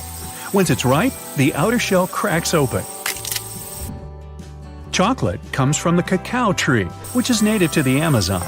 These trees also grow in Central and South America and some other tropical climates in Africa and Asia. The seeds of the cacao tree are very bitter. They have to be fermented to develop the flavor you're used to. After this process, the beans get dried, cleaned, and roasted. The shell is removed, and crumbled bits of dried cocoa beans are ground to cocoa mass. This mass is then used in the production of all kinds of chocolatey things. In the past, people used to chew different types of aromatic substances, including beeswax, tree resin, or even aromatic twigs. But modern-day chewing gum is made of a natural latex-like ingredient called chicle. It gets extracted from trees. Modern marbles are made from glass.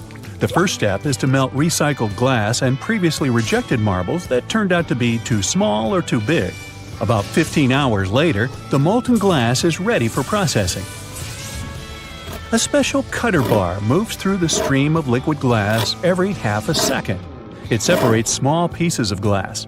They're future marbles called slugs. The faster the cutter bar moves, the smaller the marbles are. After that, the still hot slugs are sent through several constantly rotating metal rollers. They keep the slugs apart and also cool them. These ridged rollers also give the marbles their spherical shape. As for the marble's final coloring, it's determined already at the melting stage. That's when the air passes the coloring through the glass. You can find springs everywhere, from tools, electronics, and toys to pens and mattresses. They come in different forms, for example, torsion, wire, extension, or compression springs. When a spring is made, a steel cord is passed to a dereeler. How thick this cord is depends on what kind of spring we need. The dereeler unwinds the roll and sends the cord to a computer-controlled forming machine. That's where the cord gets coiled to the needed length and cut into pieces. Now, to produce tomato ketchup, one of my favorites, you need tomato paste or puree, sugar, or some other natural sweetener, salt, spices, vinegar, and onion powder. First, the needed volume of the tomato paste is heated while being constantly stirred. Then other ingredients are added as well.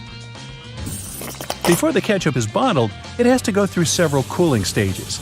Meanwhile, bottles are already aligned and waiting to be filled with the ketchup. This usually happens automatically. At the end of this process, caps and labels are added to the bottles. Cashew nuts are rich in plant protein, healthy fats and fiber, and low in sugar. But they're some of the most expensive nuts out there, and no wonder. The cashew tree, native to tropical regions of Brazil, produces a long stalk called a cashew apple. It resembles a small pear. Well then, why don't they just call it a cashew pear? Anyway, at the end of this stalk, there's a kidney-shaped nut. It's protected by a double shell that contains a poisonous oily substance. It's the main reason cashews aren't sold in their shells like peanuts or pistachios. Cashews need to be dried and roasted first. This removes the toxins and makes the shell brittle and much easier to remove. Nail polish, as we know it today, is a rather modern invention. It became popular at the beginning of the 20th century. Different companies use different kinds of chemicals and ingredients to produce nail polish. But one of these ingredients is always the same: nitrocellulose. This substance is actually liquid, but it gets mixed with plasticizers. They make nail polish more flexible and allow you to wear it longer. The process of creating ice cream sandwiches is pretty simple. First, ice cream gets whipped. It's done to add some air. The resulting substance is then sent to the next part of the assembly. There, 2 lines of wafers are already sandwiched together, and ice cream is simultaneously injected between them. It happens so quickly that more than 100 ice cream sandwiches can be made in a minute. How many can I eat in a minute? There are all kinds of plastic brooms out there, but there's one type that's made from recycled plastic bottles. With people buying 1 million plastic bottles all over the world, it's a cool way to reuse plastic. Tires production is a multi-step process. Tires are made from more than 15 main ingredients. Among them, there's synthetic and natural rubber, carbon black pigment, and chemical additives. Giant mixers stir these ingredients under high pressure and temperature. The final result is almost always thin rubber gum. It gets rolled into sheets. After that, tires get assembled on a special machine. Different kinds of cloth, rubber, and metal are used for the production of a tire. Finally, the tire gets cured in a special press under more than 300 degrees of heat and high pressure. This process lasts for 12 to 15 minutes. When they make darts, the flight shafts are produced first. 10-foot-long aluminum rods are put into a special machine. It has a few cutting tools that work from several angles at the same time. The rod turns into shafts. There are threads cut into each flight shaft so that it can be later attached to the dart barrel. That's the part you hold and fling.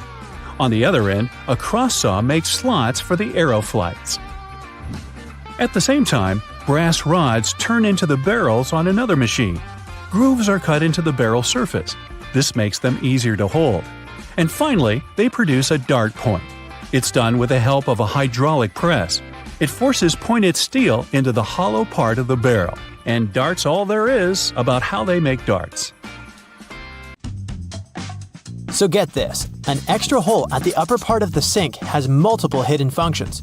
First, in case someone forgets to close the tap, the water won't overflow and the bathroom won't get flooded. Second, thanks to that hole, the water drains faster and it gives an escape for the air, helping the water flow down. Those two holes on a side of any Converse shoe are not only to let the stinky air out. Sure, breathability is important for any athlete. The second reason is that athletes lace through those holes to get a better grip. Donuts have a hole in the middle and it doesn't stand for O in donut. It's not designed for an easier grip either, though it can be quite convenient. It's actually made this way for mass baking, so that they can cook all the way through evenly.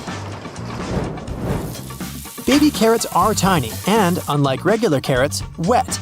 Baby carrots aren't some special sort of carrots. They're actually made of regular carrots by cutting off the skin and outer layers and then polishing them to look that pretty. The problem is that they can't retain moisture. A regular carrot retains some water inside because of the layers that locks it in. Once they're chopped out, baby carrots can dry out easily, so they usually sell them in bags with some water inside. Toy stores are filled with Beanie Baby plush toys, and a detail that is even more iconic than their huge eyes is their tags saying TY. That's a small manufacturing company not so many people have heard of. Beanie Babies appeared in 1993 and they went insanely popular. TY is the name of the company, but it's not an abbreviation. It's the actual name of the company's founder, H. Ty Warner. Most metallic zippers have a hidden lock inside them to save you from awkward situations, such as an undone fly. Oh boy. Don't leave the zipper handle in an upward position. When you pull it downwards, it automatically locks. It's all thanks to those tiny grooves hidden underneath the handle. Almost any public toilet has a large gap between the floor and the door. The reason for such a zero privacy thing is to actually minimize the level of privacy and comfort, so that people wouldn't stay there long and there'd be no lines. It's also easier to clean, and safer if some emergency occurs. Headrests in a car are about comfort, and detachable headrests are about safety. If you pull the headrest out of a seat, you'll see two bars, which are quite sturdy. If you ever get locked or trapped in a car, you can get out of there smashing the window with these bars. Many cups and mugs have little grooves on the bottom on purpose. They're designed for dishwashing machines.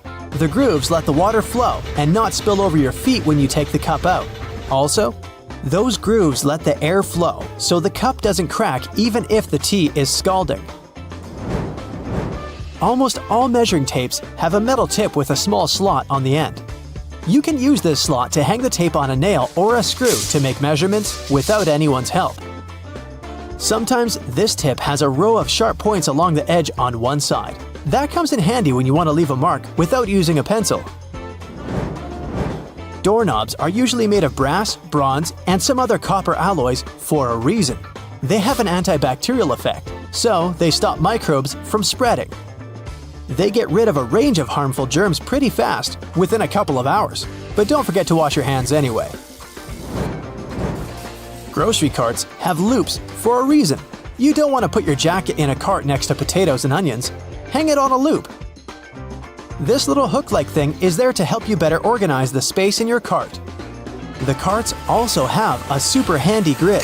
Whenever the cart's full, you just need to lift the grid and attach the shopping basket for extra purchases, placing it in between the horizontal bar above the wheels and the hooks the grid has. A point in an ointment cap is there for a reason too. Most tubes are usually sealed with foil, and it's better to avoid opening it with fingers unless you're ready to say goodbye to your nails. A point easily opens even the most safely sealed tube. Silica gel can often be found in different things you buy like bags, shoes, and many others. Don't throw it away. It's meant to absorb excess moisture, so anytime your shoes are a bit wet, just throw in a packet with silica gel. People used to co-live with rats, and these guys like gnawing on everything they see in their way, including paper. Still, rats weren't able to chew more than the space left on the margins. That black grate on a microwave isn't just some fancy decoration. It's called a Faraday shield, and it prevents the rays from escaping the microwave. It also speeds up the heating, so you can enjoy yesterday's leftovers faster. It may also block phone signals, so if you're tired of numerous calls, just put the phone into a microwave. But don't turn it on.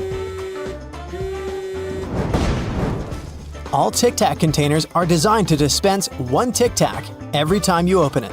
The lid has the same shape as the candy. Turn the container upside down, gently shake it, and open it slowly. You'll notice only one candy stuck between those lid grooves. So if you just open the container and shake it until 5 or even more candies fall into your mouth, it means you've been eating Tic Tacs wrong all this time. Those little holes in the airplane windows are designed to control the cabin pressure. They also protect the windows from fogging up as the temperatures drop and rise. By the way, the airplane window is round for a reason. This way, pressure is evenly distributed so it doesn't get deformed. Blue bristles on a toothbrush are actually an indicator that it's just about time to change the brush. As the bristles get in contact with water, the blue, or whatever other, pigment fades away, so the more you use it, the duller the color becomes.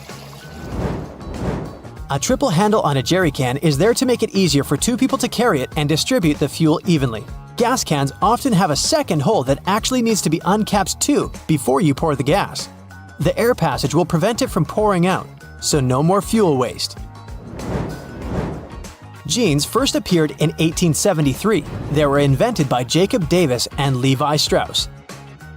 Davis was a tailor who was producing covers and tents, and Strauss was a businessman who, among other things, was selling cloth. The first jeans were made by Davis from denim, the fabric he bought from Levi Strauss & Co. Together, they patented the design. Blue was a standard color for denim that was dyed using an indigo dye. The blue color is a tradition that is still often followed today to replicate the original look of a pair of jeans. Jeans also have metal rivets, and they've been there from the very beginning. Jacob Davis, the man who made the first pair of jeans, added copper rivets to spots where pants were more likely to rip, flies, and pockets to make them stronger. Today, they have more of a decorative purpose since they're distinctive and traditional for jeans. Another special thing about jeans is those tiny pockets they have that seemingly serve no purpose. Well, maybe it's true now, but years ago, when many cowboys were wearing jeans, the pocket was made specifically to keep a pocket watch there. Also, back then, a pair of jeans had just 4 pockets. That tiny pocket, the watch pocket, 2 big pockets in front, and just 1 pocket on the back. Many zippers have the letters YKK engraved on them. It's an abbreviation that stands for the name of the company that can be translated as Yoshida Manufacturing Shareholding Company. This Japanese company is the largest zipper manufacturer in the world, so they put their initials on all the zippers they produce. That's around half of the zippers in the world. And that's why you see their zippers more often than any other zippers. Those little white golf balls have dimples all over them. It turns out they aren't there just randomly. At first, golfers were playing with a smooth ball. With time, the ball would get all punched and damaged, but also it would start to travel way further. The reason here is aerodynamics. Dimples allow the air to flow more smoothly around the ball, taking it further. So the idea was adopted and the balls got their dimples all around, allowing them to travel longer distances. You've probably noticed that train and bus seats are covered in fabrics with weird patterns. Have any idea why? Well, they use these patterns to cover any germs and stains on the seats. The brighter the color and the more patterned it is, the harder it will be for passengers to notice any stains and get grossed out. Also, the patterns are usually so ugly that no one even wants to look at them for long enough to spot any stains. So yeah, the pattern is there to make you look away. And if you look, to make it less noticeable. No bus will ever have plain white seats, that's a guarantee. Just a few more bus-related questions to answer. Like, why don't buses have seatbelts? Buses are overall way safer than cars because they were designed this way. The idea behind this is called compartmentalization, meaning that the seats have high backs that absorb energy. The seats are also placed close to one another, so there's less space to move in case of an impact. Also, on a bus, the passengers sit pretty high off the ground, and in case of a collision, the force is absorbed by the bus's deck and not by the people inside. On top of that, a bus is way heavier than most other vehicles, and even if there is a collision, it distributes the force way differently than a regular car. Due to its weight, a lot of force is absorbed, and bus passengers don't experience much crush force. So, small and light buses that can't distribute the force as well actually do require seatbelts. And we have to remember that buses drive slowly, which minimizes the risk of an accident overall. We all know that school buses are yellow, but why? It's for visibility reasons. Yellow is one of the most easily recognized colors, and for a human eye, yellow is even more visible than, say, red. So, school buses are yellow to make them more distinctive. Also, yellow is visible in the dark, in fog, and on a rainy day. Actually, the color of the bus isn't really a true yellow. It also has a hint of orange. This shade even has an official name, National School Bus Glossy Yellow. By the way, taxicabs are yellow for the same reason, to be more visible in any weather conditions. Also, buses have huge steering wheels, and I finally learned why. Buses are bigger than regular cars, and they're also way heavier. So it's harder to turn a bus around, and way more strength is required to do so than when you drive a car. A bigger steering wheel that has a bigger radius allows the driver to turn the vehicle more easily, and it requires less force than if the wheel were smaller. Trucks have big steering wheels for the same reason. But have you seen those stuffed toys that some trucks have attached in front of them? Turns out, it's just a way for truck drivers to customize their vehicles. It's like a mascot that speaks about the truck or the driver.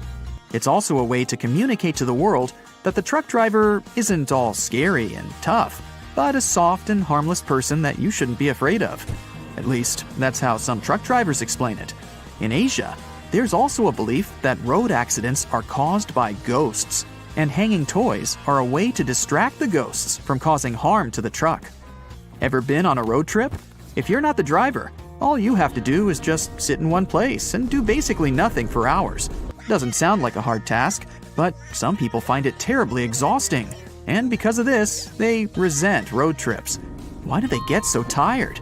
Well, sitting in a car isn't like sitting in a chair. The brain doesn't relax. Instead, it controls everything that's going on, accounting for movements and making sure that you maintain the right posture. Your brain is constantly working, exchanging bits of information with your muscles, so your body is working. Some people get tired because of this. If you aren't doing much, it doesn't mean that your body isn't doing much. Train rides are way more tolerable because trains don't stop or change speeds as often as cars do, so the body is more relaxed, and train trips are way more tolerable for people who aren't fans of road trips. Another mystery is why it's way harder to stand still in the same spot for 30 minutes in comparison to, for example, walking for 30 minutes. Again, it sounds like you're not doing anything when you're standing, so why is it so tiring? Well, standing is a pretty hard task for your body. When standing, the muscles in your legs work very hard to support the mass of your whole body. If you're standing, there are not many muscles working, and only a few of them have to do all the work. When walking, there are more muscles working at the same time, so it's easier. Also, when standing, both of your legs are working without stopping. But when walking, each of them gets a tiny break each time you step using the other leg. Why is it that the same book can have different covers? There are several reasons for this. First, the cover may vary because of the target audience. An edition of a book that is being marketed to older people is usually different from the edition aimed at younger people, with the one for younger people usually being brighter and cuter. The cover can also depend on the country the book is being sold in, trying to attract as many buyers as possible based on the tastes of the population. Next, books vary from edition to edition. At first, a book is printed in hardcover in small quantities to see how it'll do on the market. If the book is a relative success, there is another edition printed, often in trade paperback. The design of the cover is usually updated with every edition. Also, if a book has a movie based on it, there is usually another edition that follows. This edition will take advantage of the movie and use a movie scene as the cover, making it recognizable for people who saw and liked the movie, and encouraging them to buy a copy of the book. Most books are printed on yellowish paper, and few have plain white pages. But why is that? Unless it's a mass-market paperback edition, with paper that's the same quality as a newspaper, meaning bad. It's done with good quality paper. Don't let the yellow hue confuse you. It's usually called cream, and it's a preference for any book because it's less tiring on the reader's eyes. The plain white paper is bleached, and it reflects a lot of light, so it can be exhausting to read for a long time. So, that yellowish paper is the best paper, and publishers regularly use it. Another thing about books is those blank pages they often have at the very end. Their number depends on the number of pages in the book. The thing is that books are printed in signature. A signature is a group of pages that printers fold together and cut to make a book. A signature can have a different number of book pages, with the minimum being 4, and then with other numbers divisible by 4. So, a book that is 300 pages long in total will fit in perfectly, and there will be no blank pages left. But if a book needs 303 pages, it'll need an additional signature, and the extra pages will remain blank, often marked with the word notes or with the message, "This page is intentionally left blank," to let the reader know that there's no important information missing. Ever wondered why most doctors have sloppy handwriting? No, there's no class in medical colleges on bad handwriting. The reason why it's so common is that doctors are always in a rush, and they write as fast as possible to keep their momentum, so there's no time to care about writing nicely. Also, keep in mind that you're not the only person who they write a prescription for over the course of a day. Doctors do a lot of paperwork, working for 10 hours straight, and they're just too tired most of the time to give you a properly written note. Have you noticed that most songs, in general, last somewhere between 3 and 4 minutes? Well, originally, songs were being played on a phonograph record player from a vinyl record, which was spinning at 78 revolutions per minute. So, the size of the vinyl record basically determined the length of the song. There were 2 basic record sizes, a 10-inch one, which had room for about 3 minutes of playtime, and a 12-inch, which could fit a 4-minute song. So, at the beginning of the 20th century, if an artist wanted their song played, they couldn't make it longer than that if they wanted to be able to sell a record. Times have changed, but still, most songs are about 3 to 4 minutes long. The initial reason for sticking to this pattern was also because of radio. If a song was too long, it would either get cut in half or some parts would be left off to make it fit into the 3 to 5 minute radio standard. If an artist wanted the song on the radio, and if they wanted to earn money from it, they'd do their best to make a song that fits the standard, so that the whole piece could be played without alterations. Today, even if there are longer songs, a 3 to 4 minute song is now a tradition that artists typically stick to. In some ways, the United States is a whole different world, totally different from every other place. So let's take a look at what's normal there that baffles people from the outside. One of the first things a foreigner notices when entering the country is flags. American flags everywhere. On buildings like schools and houses, and on clothes like shorts, t-shirts, you name it. Throughout history, Americans have changed 27 flags. The current American flag was only adopted in 1960 and is so far the longest-lasting flag of the country. It wasn't created by the authorities, though. In 1958, there was a contest for a design of the new American flag, and the winning flag was made by a 17-year-old high school student from Ohio. The reason why Americans love their flag so much is national pride. But why not so many countries do the same? Well, some countries avoid displaying them for historical reasons. Other countries only raise the flag on special occasions to highlight the importance of the event. Still, some countries display their flag as often as Americans do. In Denmark, people are quite proud of their flag too. They decorate the winter holiday tree and birthday cakes with them, and you can always find stickers with Danish flags, red and white candles, and other goodies with the flag in a grocery store. People in Sweden are also very much into their flag and have flagpoles everywhere. Now, let's go to a restaurant, shall we? Many things there are very specific to the States. Like, for example, tons of ice in every drink. Turns out there is some history to this preference. America has always had a lot of ice as a resource, since New England's lakes and rivers have a lot of those during winter. Centuries ago, before refrigerators and other helpful cooling machines, that kind of cold resource was very valuable, and the States started exporting ice to other parts of the world. And also, of course, consuming it themselves. They started to put ice in their hot drinks, in contrast to the British, who were always drinking their beverages hot. The ice in the drinks has become an American thing, and it was also considered a rich person's drink. Yep, the ice would also show a person's status. Of course, with time, when refrigerators appeared, ice became available to everyone, and Americans started to add it to their drinks commonly. The habit remained, but also, ice drinks are very refreshing, which is especially important in the hot south of the country. But if you come from abroad and don't want your drink freezing cold, always specify it to the waiter. The next striking thing is the huge portions that are served, and there is a reason for that too. It wasn't always like this, but in the second half of the last century, due to pesticides and fertilizers, farmers started to be able to grow more food than they used to. The government caught on, subsidizing them to grow even more food. So, the amount of available food increased. Over time, companies started to increase the sizes of their portions. Why serve less food and get less money if you can serve a bit more and also charge more? That's good for business, and it's a win-win. Customers get more food for just a little bit more money. So, larger portions stuck. Okay, now we need to take a little toilet break.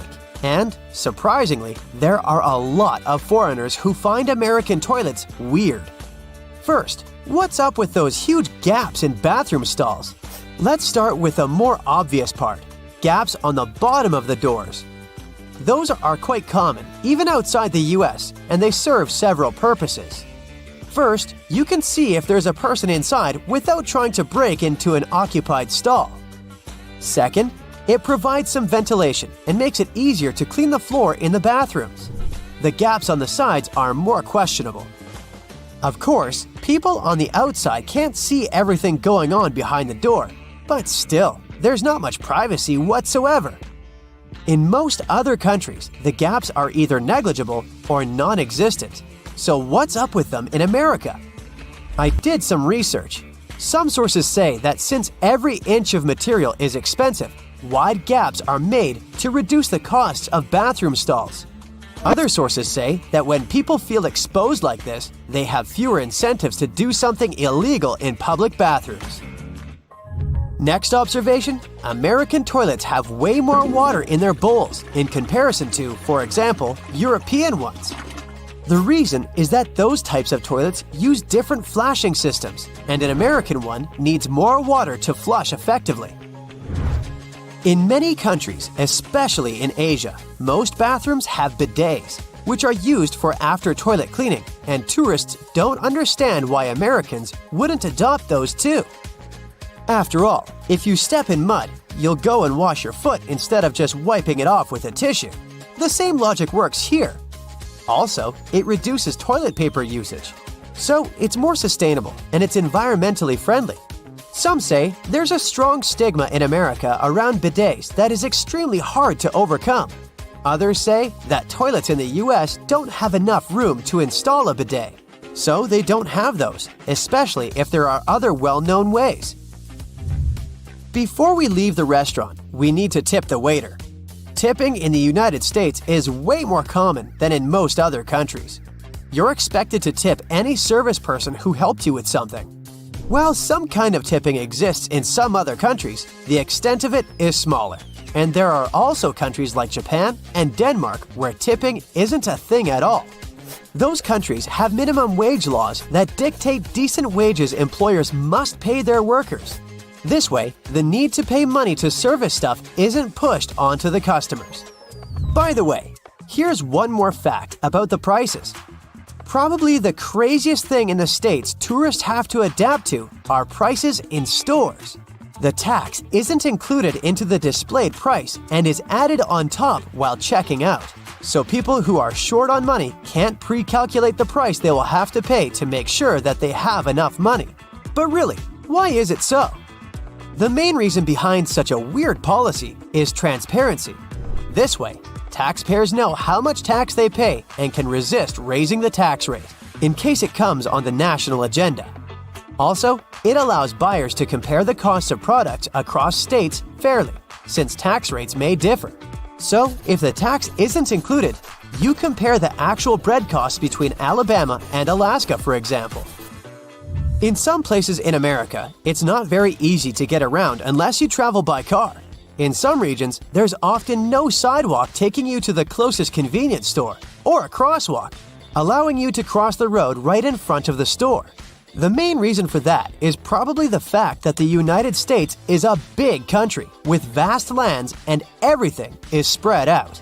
Neighborhoods can be scattered around, wide suburban territories quite far away from one another, so that's already far from being walking distance, and sidewalks aren't needed because, yes, no one's walking. Studies show that Spanish or Germans walk at least twice as much as Americans, but in those countries, everything is way closer. And last and not least, you guessed it, the imperial system.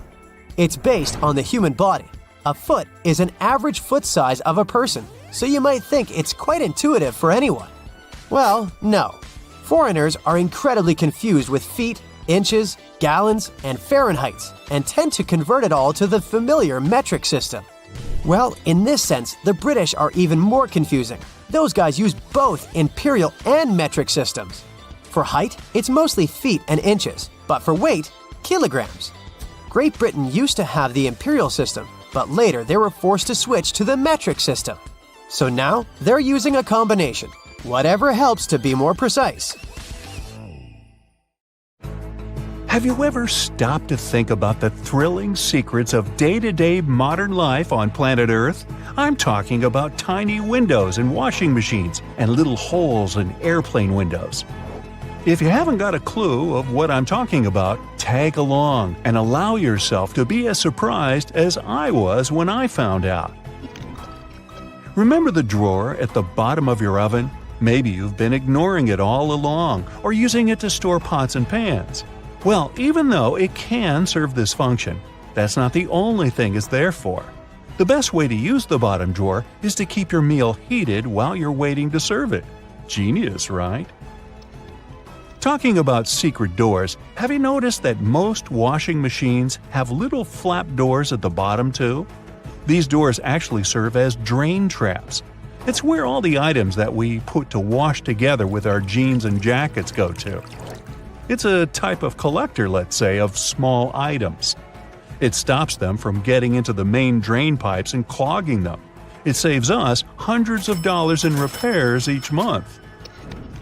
Now, who hasn't gone through the confusing task of having to measure how much pasta to cook for one serving? Well, here's the solution: the holes in the center of pasta spoons. They were actually made for measuring the exact amount of dry pasta you need for one serving. If you try stuffing wet cooked pasta through it, well, good luck with that. On a similar topic, have you ever wondered why pen caps have holes in them?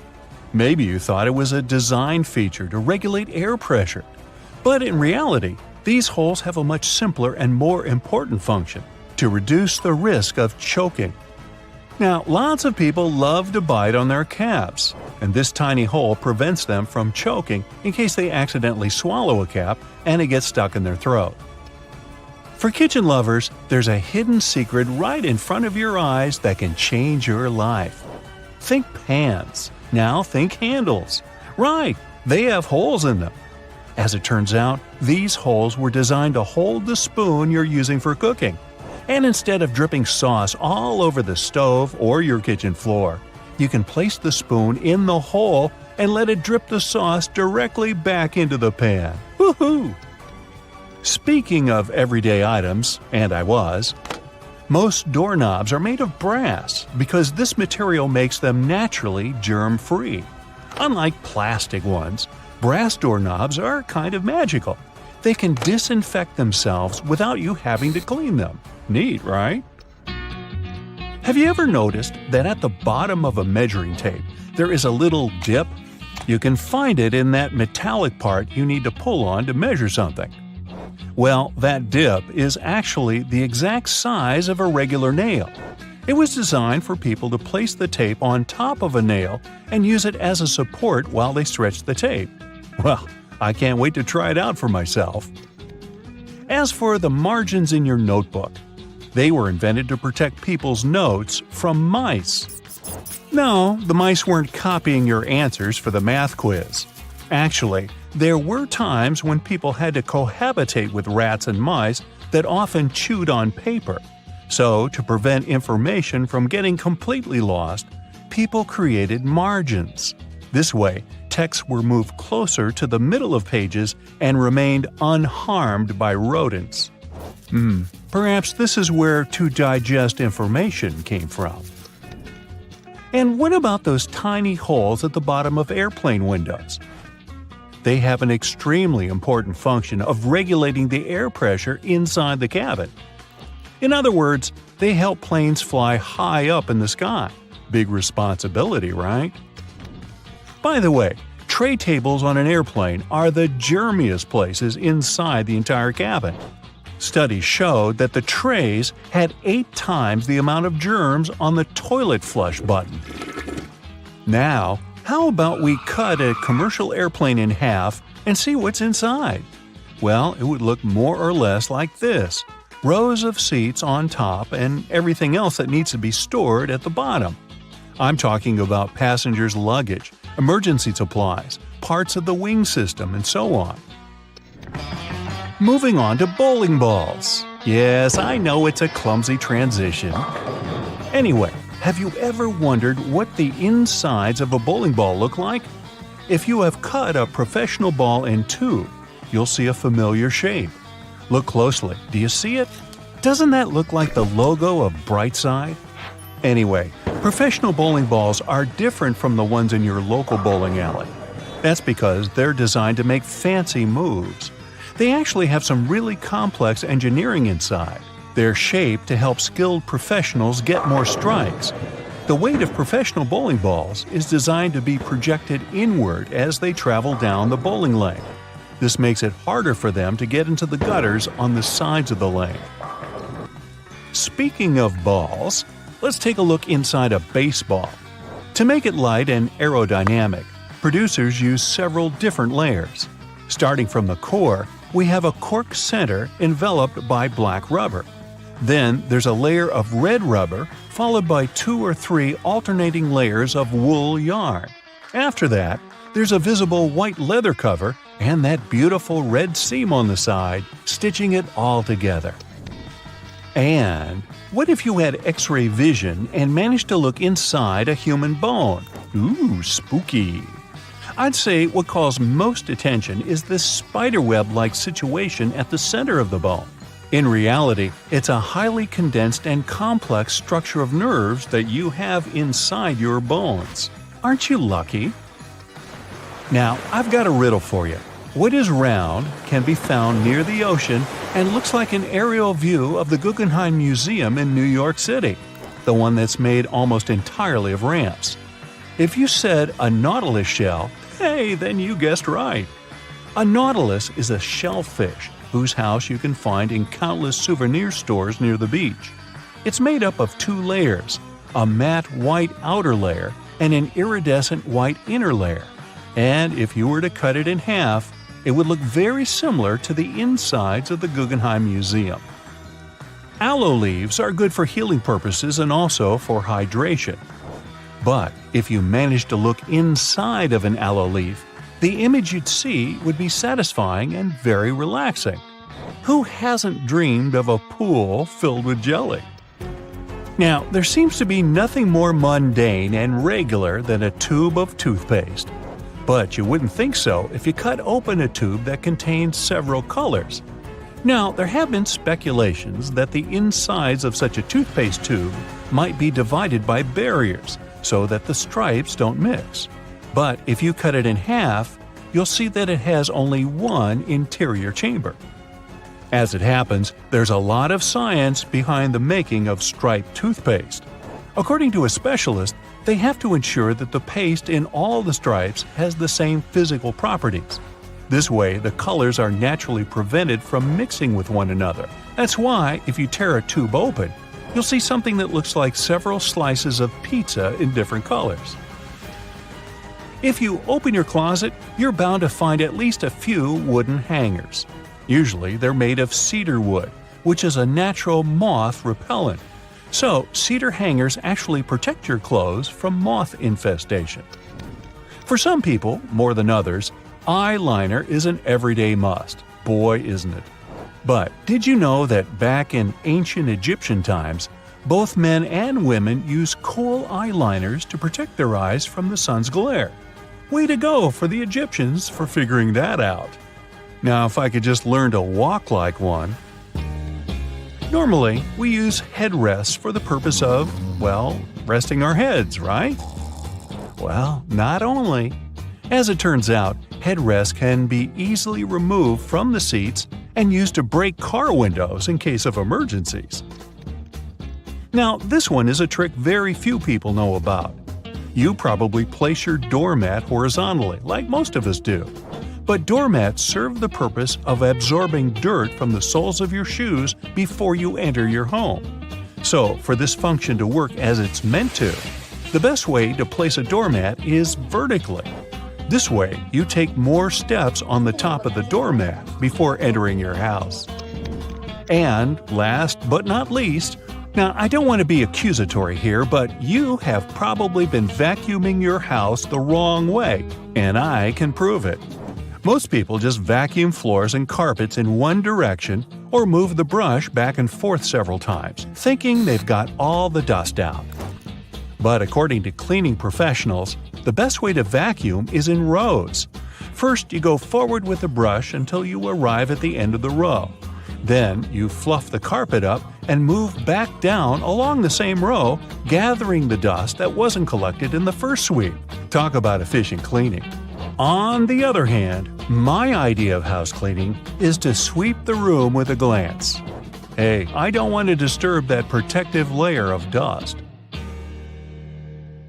When you first see this creature, it may seem to you that this is a flying sapphire. The blue-banded bee is as beautiful as this gem. These flying beetles have turquoise stripes instead of yellow. Their huge green eyes resemble emeralds. And their thin brown wings look like layers of cellophane with engraved patterns. Appearance is not the only thing that distinguishes them from ordinary bees. The blue-banded ones are singles. They don't move in swarms and don't live in large nests. These beetles like settling in small burrows in the soil or crevices in rocks. Another cool difference between our blue guys and ordinary bees is their unique way of pollination. Scientists call it buzz pollination. The blue bee sits on the flower, holds it tightly, and begins to shake the whole body. It creates a series of small, fast vibrations. This way, the bee also shakes the flower, quickly and gently. These movements make the pollen move out of the anther. Then the bee stops and collects all this pollen.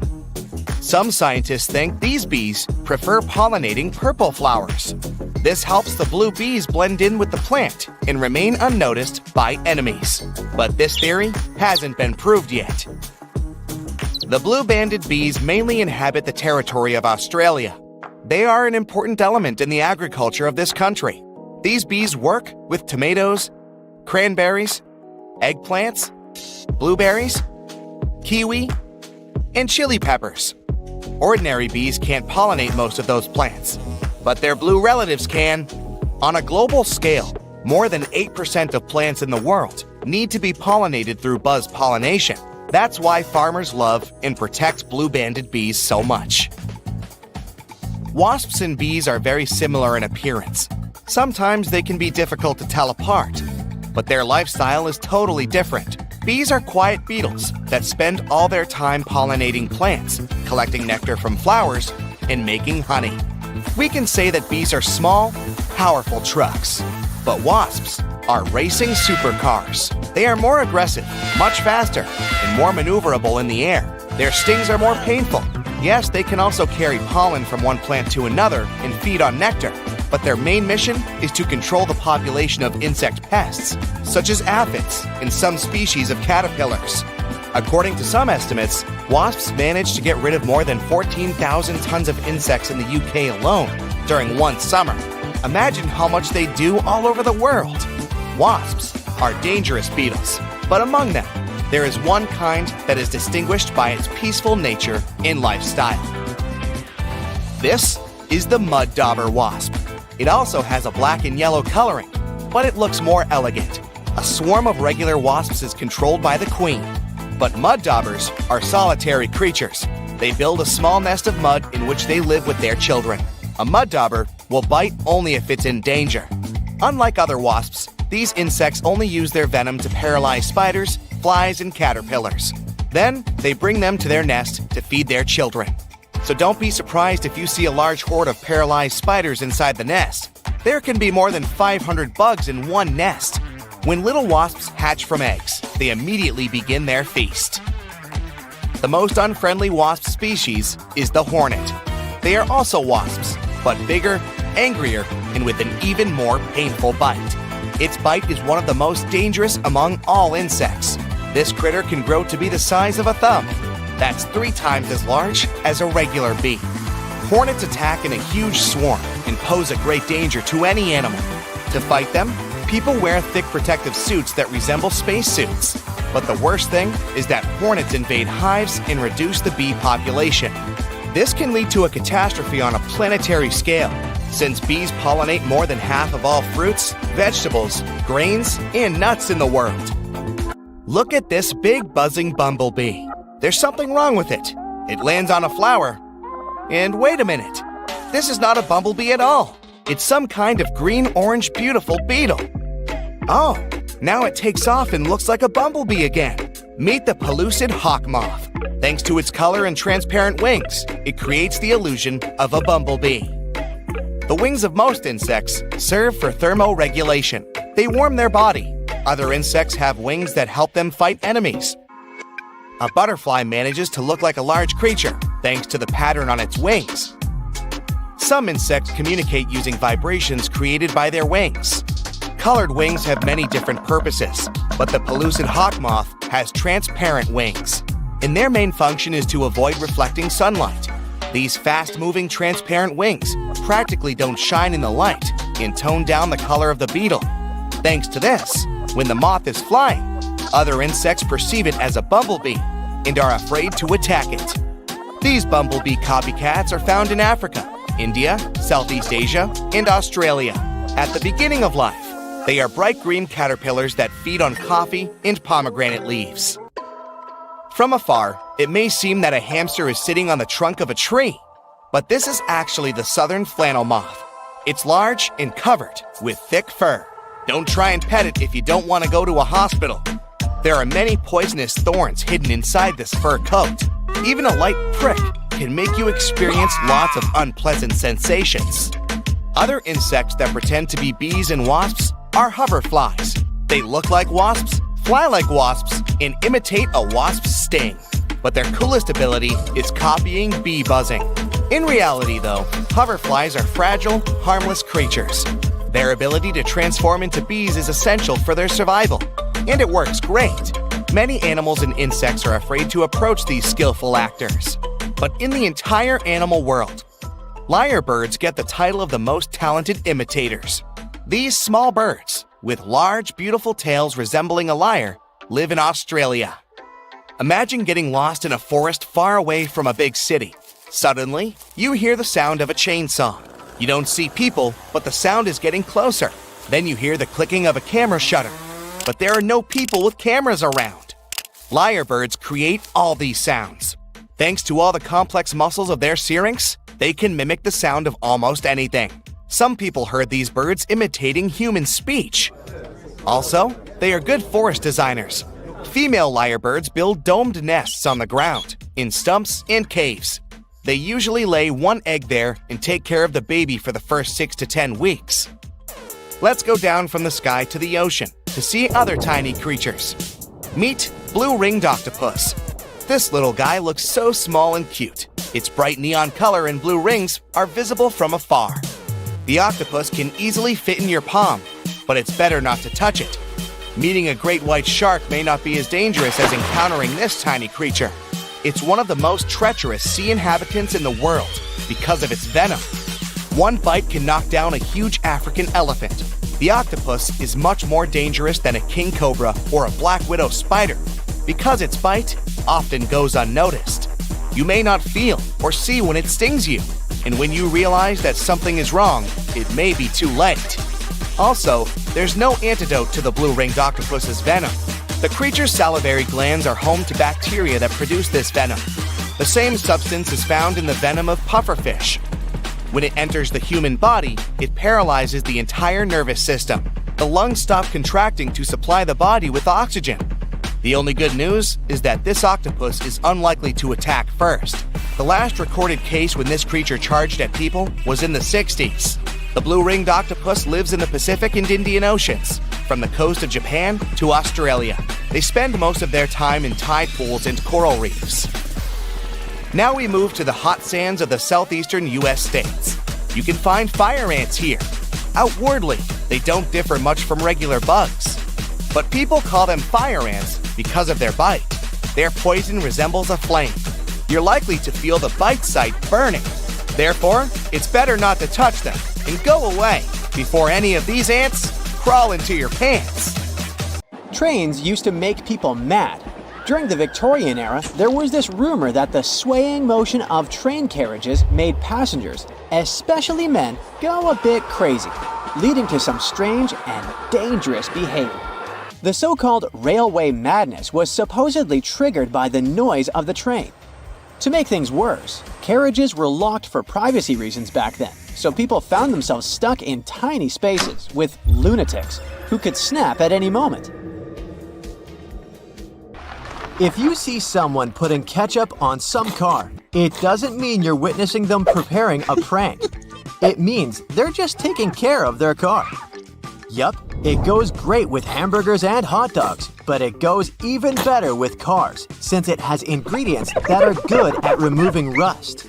Rust occurs when the metal gets exposed to moisture, oxygen, and heat, and due to weather conditions, it's hard to avoid it. When you leave rust for a longer time and don't deal with it, it will continue to degrade the metal. So, you need to get rid of it before your car becomes physically useless. That's when ketchup comes in. Its key ingredient is tomatoes, and they have many nutrients similar to those you can find in oranges and some other citrus fruits. For instance, citric acid can help you remove rust from metal surfaces since it eats through rust. We're not talking about the cars only. You can use it on metallic kitchenwares, furniture parts, jewelry, and rust spots on generally any metallic item. You can combine it with washing soda. It's not quite effective against rust, but when you combine it with ketchup, it'll do the work. Mix these two and apply them to the rusted area. Leave it like that for about half an hour and wash it with a wet cloth or sponge. You can combine ketchup with salt instead, or just apply a lot of it on the rusty area without using any additional ingredients. Ketchup removes tarnish from brass copper too. Put it on brass hardware on doors and cabinets, or some accessories such as bowls and candlesticks for 10 minutes to make it all shine. And also, you don't put it on meat just because of taste. Ketchup breaks down its fibers, which means it makes it more tender. Locking handles as we know them were only invented relatively recently, in 1878. Before that, people had to get pretty inventive to secure their homes. Most folks used a latch string. They'd make a small hole in the door, thread a leather thong or string through it, and then loop it around a wooden bar. Even after doorknobs were invented, only the wealthy could afford a proper lock and key. Vacuum cleaners had a rough start too. The first one was invented in 1901, but it was so huge that it wouldn't fit inside houses. Instead, vacuuming was offered as a mobile service. The machines were parked outside, and long hoses were fed through the windows. And to get to the client's house, these large cleaning machines were actually pulled by horses. Back in the day, animals even used to pull strollers. Yep, with kids inside.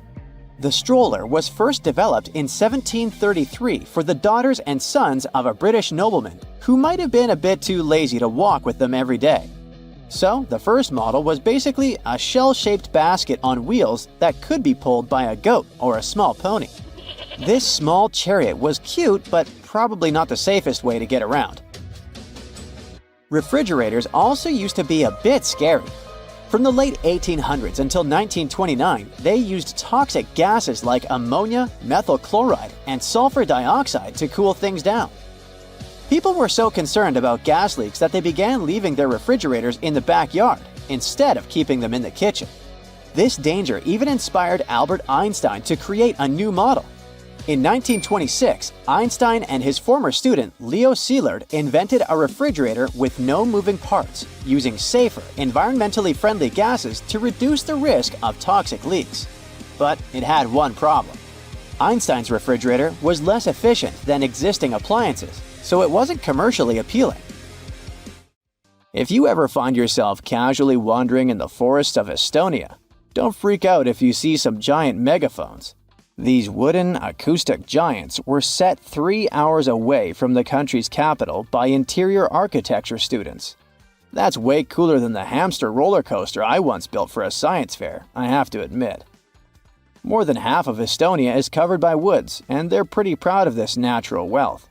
So it's not the first art project of this kind, and there was a winding, elevated pathway and a faceted woodland cabin. The idea of the megaphones is to crank up the natural sounds of a forest and also to serve as a rest spot for hikers. These wooden beauties are large enough to host several people. And hey, if you walk this far into the woodland, you'll be thankful for this. The students were given a task to invent some concepts of a forest library.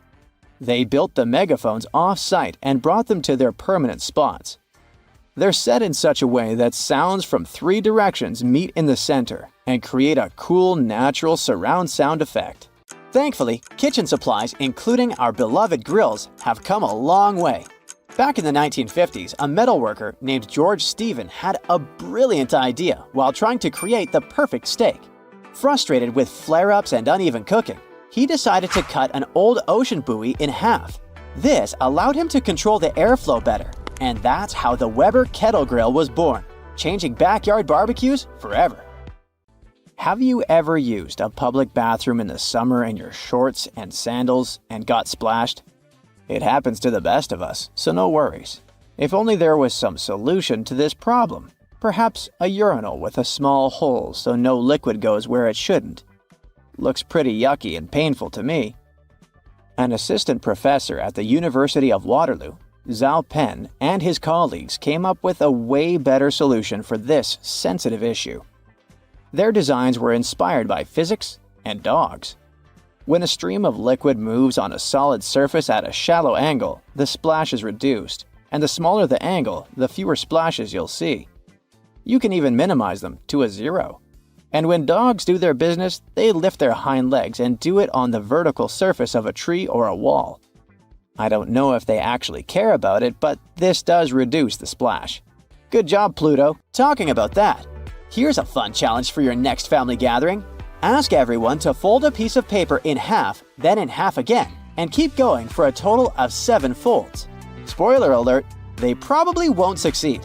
That's because each fold makes the paper thicker and thicker. In fact, if you had a huge sheet of paper and folded it in half 50 times, it would end up being about 62 million miles thick, which is about 2/3 of the way from Earth to the Sun.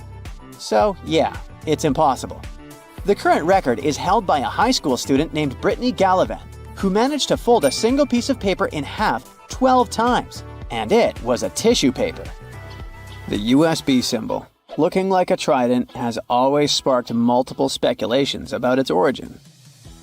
One popular idea is that it represents Neptune's trident and symbolizes power and adaptability. But there's also a little bit less exciting theory. A man who claimed to have designed the symbol in the 1980s stated that it was supposed to represent connectivity. The large circle symbolizes a computer, while the attached shapes, the circle, the triangle, and square, stand for different outputs. Look closely at a tram's overhead lines, and you'll see that its contact wires zigzag back and forth instead of going in a straight line. That's because all trams have pantographs attached to their roofs. The upper part of the pantograph is gradually worn down by the overhead wire and eventually needs to be replaced.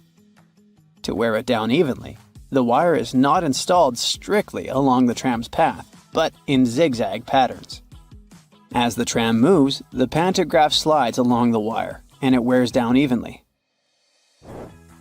Those cone-shaped water cooler cups? Their shape is intentionally designed to prevent users from setting the cups down. This allows employees to minimize the risk of spilling water on their desks around various electronic devices. Plus, less material is used to produce cone-shaped cups, which makes the process less wasteful and more cost-effective. It also kinda supports sustainability by encouraging people to drink their water quickly and dispose of their cups immediately after. You're probably wearing a YKK product right now. I mean, go check the zipper on your jeans. Yep, that's it.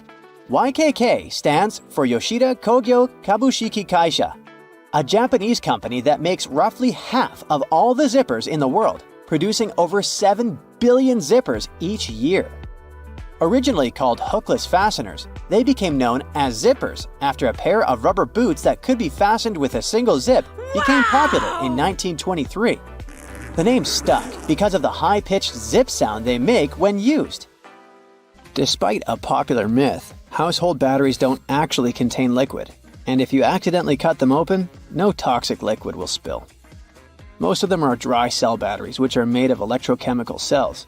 Those convert chemical energy into electrical energy.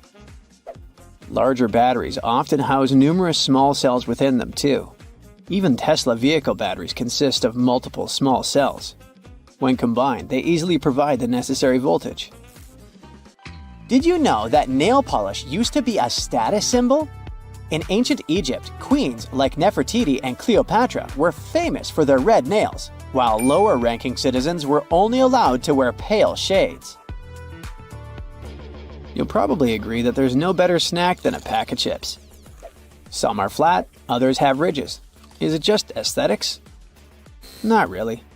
The main purpose of those lines on some kinds of chips is to help with the distribution of spices and seasonings. In other words, all those substances that make your chips taste like cheese are mostly stored inside the lines. Plus, the lines make chips crunchier. This item here was also popular in ancient Egypt. What looks like a weird bench was actually a weird type of pillow. Back then, headrests were made from materials like wood, ceramic, and stone.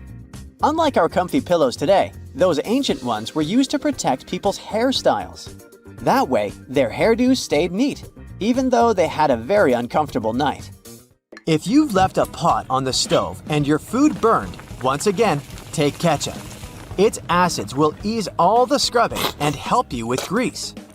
Just leave it over the night and you'll be able to wash the pot more easily. Or keep those small packages of ketchup we all end up having from fast food orders in the freezer. The ketchup won't be as hard as an ice cube as it freezes. So, it will be good for soothing insect bites or similar things. For 8 centuries, forks were considered cursed and nearly forbidden in the West. The first models were used by the elite in the Middle East and the Byzantine Empire, and they made their way to the West in 1004, thanks to a noblewoman named Maria Agrippina. People were pretty shocked by it, to say the least. So when she passed away just 2 years later, everyone blamed the fork, thinking it was some kind of divine punishment. By the way, its name comes from the Latin word furca, which means pitchfork. Next on our list is Nike's iconic moon shoe, but I'm talking about the unique pattern of its sole. Back in the 1970s, Nike co-founder Bill Bowerman was making waffles for breakfast with his wife when he had a sudden idea: to pour a plastic material called polyurethane into the waffle iron. The machine was ruined, of course, but I guess it was worth it since that's how the first Nike waffle trainer was born. I mean, its sole. That clear fluid in gel pens is called the ink follower or stopper fluid. The gel in such pens contains pigment particles dissolved in a polymer solution. The main task of the stopper fluid is to be a barrier to prevent the gel from evaporating or leaking out. Without this transparent fluid, your gel pen wouldn't function. The fluid always stays in one position and doesn't get dissolved with the gel. Neither does it move backwards or flow out of the pen. Let's move on to another favorite snack: popcorn. These days, cinema and popcorn go hand in hand, but it wasn't always this way. In the 1920s and 1930s, movie theater owners were hesitant to allow snacks in their theaters. They were worried about the mess and the crunching noises interfering with movies. Plus, popcorn used to cost only 5 to 10 cents, so they didn't see any financial benefit. But savvy street vendors saw a big chance. So, they got their own popcorn machines and started selling them outside theaters. That's why popcorn probably became the original clandestine movie snack, and theater staff would even have to check if people were hiding bags of it in their coats. Have you ever helped your friends move into a new apartment in a building without an elevator? Then you're gonna love this one. Houses in Amsterdam have hooks on top. This is a medieval invention for pulling stuff up the houses. The simple tech consisting of a wheel and a rope still functions now, centuries later. Why not just use the stairs? Well, if you get inside one of those narrow Amsterdam buildings, you'll see there's hardly enough room to comfortably ascend, and you can forget about even trying to pull a table on top. Back in the medieval ages, pretty much like now, only rich people could afford housing around the canals in the best parts of the city. Those people were mostly traders and used the canals for their business. They stored goods in the same houses they lived in, and with regular floods, they had to find a way to keep the goods dry. And that's why they needed to invent something to lift furniture, goods, boxes, instruments, and food on the upper floors, and pull it in through fully open, wide windows. The lifting tech is one of the reasons the houses in Amsterdam are leaning forward. This position helped keep both the lifted stuff and the walls and windows safe during transportation. They didn't have to touch each other. The gables also assisted in the process and had to be made firm to withstand all the heavy weight. And in case you're wondering what gables are, they're sections of wall between the edges of a dual-pitched roof, typical for Amsterdam. Sticking with old-school fun, it's time to talk about cards. So, have you ever wondered how many times you need to riffle a deck to shuffle it completely? The answer is 7 times, according to math. Even cooler, if you shuffle a deck right, you're probably creating a unique order that's never existed before and never will again. And if you have a deck at hand, check out the 4 kings. You'll notice that the King of Hearts is the only one without a mustache. He's not special or anything. I mean, he also used to have a mustache, but it was lost in the reproduction of the original design. Your home has more regular things that can do magic tricks. Like if you have a house or a big terrace and want to make a nice flower wall. Try old mattress springs. Just hang them on the wall and let your imagination run wild with flowers. An old flower sifter can still come in handy, for example, as a planter. Even if you don't have one, you might find it at a garage sale or a thrift store. Wallpaper is making its big comeback when it comes to home design. Maybe you can try something different and use some old books with torn pages. You just need to learn the basics of hanging wallpaper, and voila! You get a new cool place for your old books. There's a solution for the remains of an old book. Don't worry. You can have blocks where you'll keep your kitchen knives. It's pretty original, don't you think? Solitaire was probably everyone's go-to game to pass the time back in the 1990s, but its original purpose was far from it. When developers created this game, their idea was to teach people how to use a computer without them even realizing it. For example, dragging and dropping cards into one place helped people learn how to move files into folders. The same goes for Minesweeper, which was designed to help people get used to using a mouse and clicking. Cleaning blinds can be frustrating, but the next time you do it, try doing it with a sock over your hand. Hands are kind of perfectly shaped for getting all those nooks and crannies on the blinds, and the sock will do the rest. Here's something you wouldn't expect. Ice cubes can help you remove gum from carpet, clothing, and hair. Just put your clothes in the sink and add ice cubes. Leave it like that for a while. Ice will freeze the gum, so you can chip it away more easily. If the gum got stuck on the carpet, leave ice cubes right in the critical spot and remove the gum with a butter knife. It's a little bit harder to remove it from hair though, but still possible. Just wrap the ice and parts of your hair with the gum in a washcloth until the gum gets frozen. When you get there, you should be able to break apart the gum and free your hair using your fingers. Or next time you have to deal with a splinter, just take one ice cube to numb that area before you even start doing anything. You might have noticed that movie theater seats are almost always red. This choice isn't random. It has strategic importance, which is rooted in visual science. The thing is, red light has a longer wavelength. It means that it's the first color to disappear in low light. It allows the audience to concentrate better on the screen once the movie begins. Such a design choice enhances the viewing experience by minimizing distractions. Speed bumps are crucial for pedestrian safety, but at the same time, they can seriously increase car emissions due to the non-stop acceleration and deceleration they cause. To address this issue, some cities like London are testing fake speed bumps. Those are optical illusions painted on the road. They look raised from a driver's perspective, but in reality, they're flat.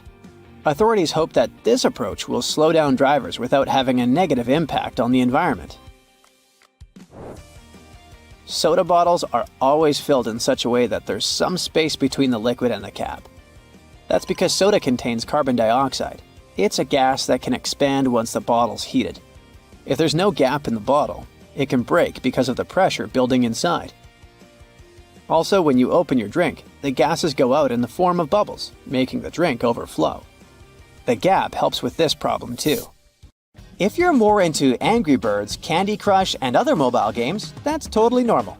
After all, more people have access to cell phones than to toilets these days. But not many of us stop to think about how disgusting our phones can be.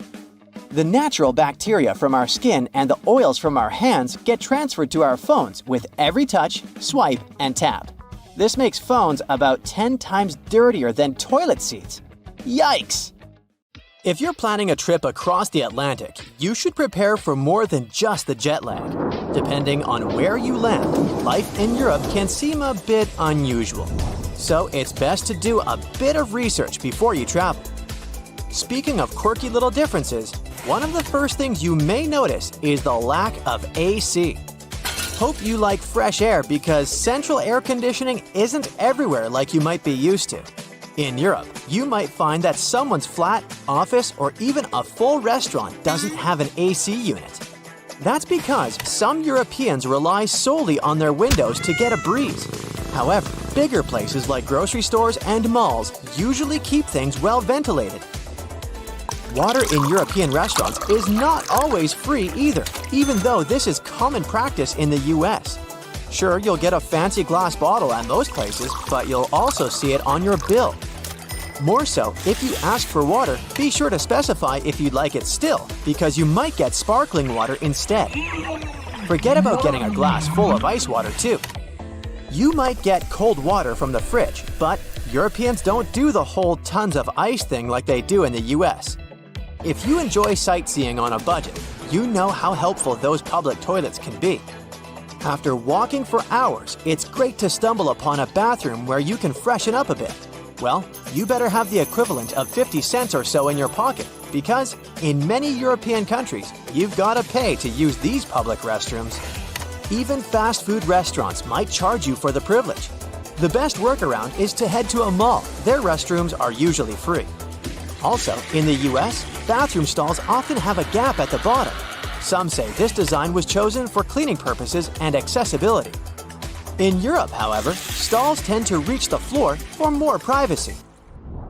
Name days are also kind of a big deal in Europe, despite not being so popular in the US.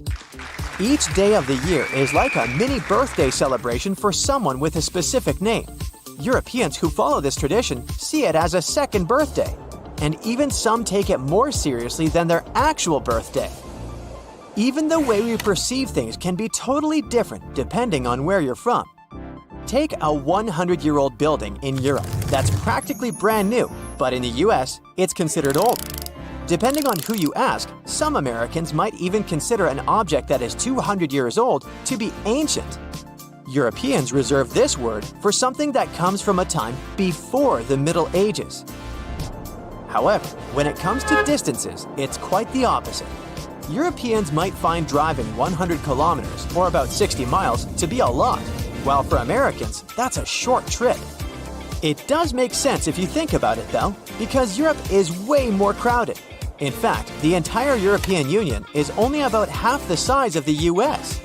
Either way, Europeans are always on the move, whether it's inside their continent or jetting off somewhere else on the planet. It's probably because most European countries are so small by comparison that people grow up thinking it's normal and easy to cross borders all the time. Even the appliances tend to be different when comparing the two regions. Take washing machines, for instance. In Europe, most of them only hook up to cold water, and they load from the front. In the US, it's common to have machines that use both hot and cold water and load from the top. On that note, make sure to research the type of electrical plug used in your European country of choice before traveling. You might find you'll need special adapters to be able to use your phone charger or curling iron while on holiday. Thankfully, most hotels are prepared for these issues and can offer adapters on demand, free of charge. Fridges might seem a bit different too. That's because tiny ones are the norm in Europe, except for large families who invest in bigger fridges and freezers. It's not all bad, especially if you enjoy sharing groceries with roommates, less food wastage, and more frequent trips to the store for fresh food. Might also want to polish your metric system knowledge before heading to Europe too. Everyone there is using meters, grams, liters, and Celsius.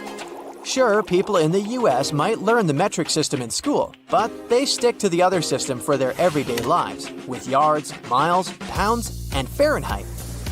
Make sure you also double-check dates and times before making any reservations. Europeans write their dates like day, month, year, while Americans flip it to month, day, year. Also, in the US, the week usually begins on Sunday and wraps up on Saturday. But in Europe, it starts on Monday and ends on Sunday. Be on the lookout for the different time format too. In some countries, if someone says it's 14, that translates to 2 o'clock in the afternoon. Even advertising might seem a bit different when you first land in Europe. In the US, you might see people wandering around in inflatable costumes on the street to promote local business, but that's a rare sight in Europe. Also, those massive billboard signs you often see along American highways aren't available in most European countries. They're usually against the law because it's believed that drivers should be focused more on the road ahead. And such advertising techniques can be too distracting. Moving on to street names and shopping hours. In North America, especially the USA, it's common to name streets with numbers, like 5th Avenue or 16th Street. But if you head over to Europe, you'll find that streets usually have actual names. In some really rural spots in Europe, you might even stumble upon roads with no names at all. In Europe, there's also a cool tradition of naming roads that connect cities after the city they lead to. Shopping hours in Europe can be a bit confusing too, at times even frustrating. You've probably heard of the siesta in Spain, with some Mediterranean countries having similar customs. It's when shops and businesses take a little afternoon break. Smaller venues in European cities might close up for lunch breaks or have shorter hours on weekends. Some might even stay shut altogether on specific days. It's best to check out the local schedule if you're planning some retail therapy while traveling in Europe. Those shopping hours can really affect your plans and how easily you can get your hands on the stuff you need. While Americans tend to smile more, even to strangers, it can seem a bit unusual to people from other countries. There's a reason behind it though. You see, over the years, the US became this melting pot with people coming in from all over the globe. Being friendly and agreeable became crucial to bridge the gaps created by different cultures and languages. Sometimes it's more helpful to be nice than to be brutally honest. TV watching preferences can also seem different in Europe. Take Norway, for example, where you'll find this cool concept called slow TV. You know how we sometimes zone out in front of a show for hours? Well, Norwegians have turned that into a national sport, if you'd like. Think of it as the visual equivalent of background music. None of us get glued to the screen watching hours of wood burning or knitting marathons. But you might want to check it out when you need some background entertainment that doesn't demand your full attention. Speaking of taking things slow, you might have also heard about a concept called hygge. It's this whole way of life up in the Nordic European countries. Some think these life principles could be the secret to happiness. It's about creating a life that's free from annoying or overwhelming stuff. It's also about prioritizing your relationships and striving to always have a positive attitude. You see these blades? They have notched corners to make your cutting experience smoother. Ooh! The front edge notch helps with separating blades during manufacturing, while the trailing edge notch helps the blade glide easily.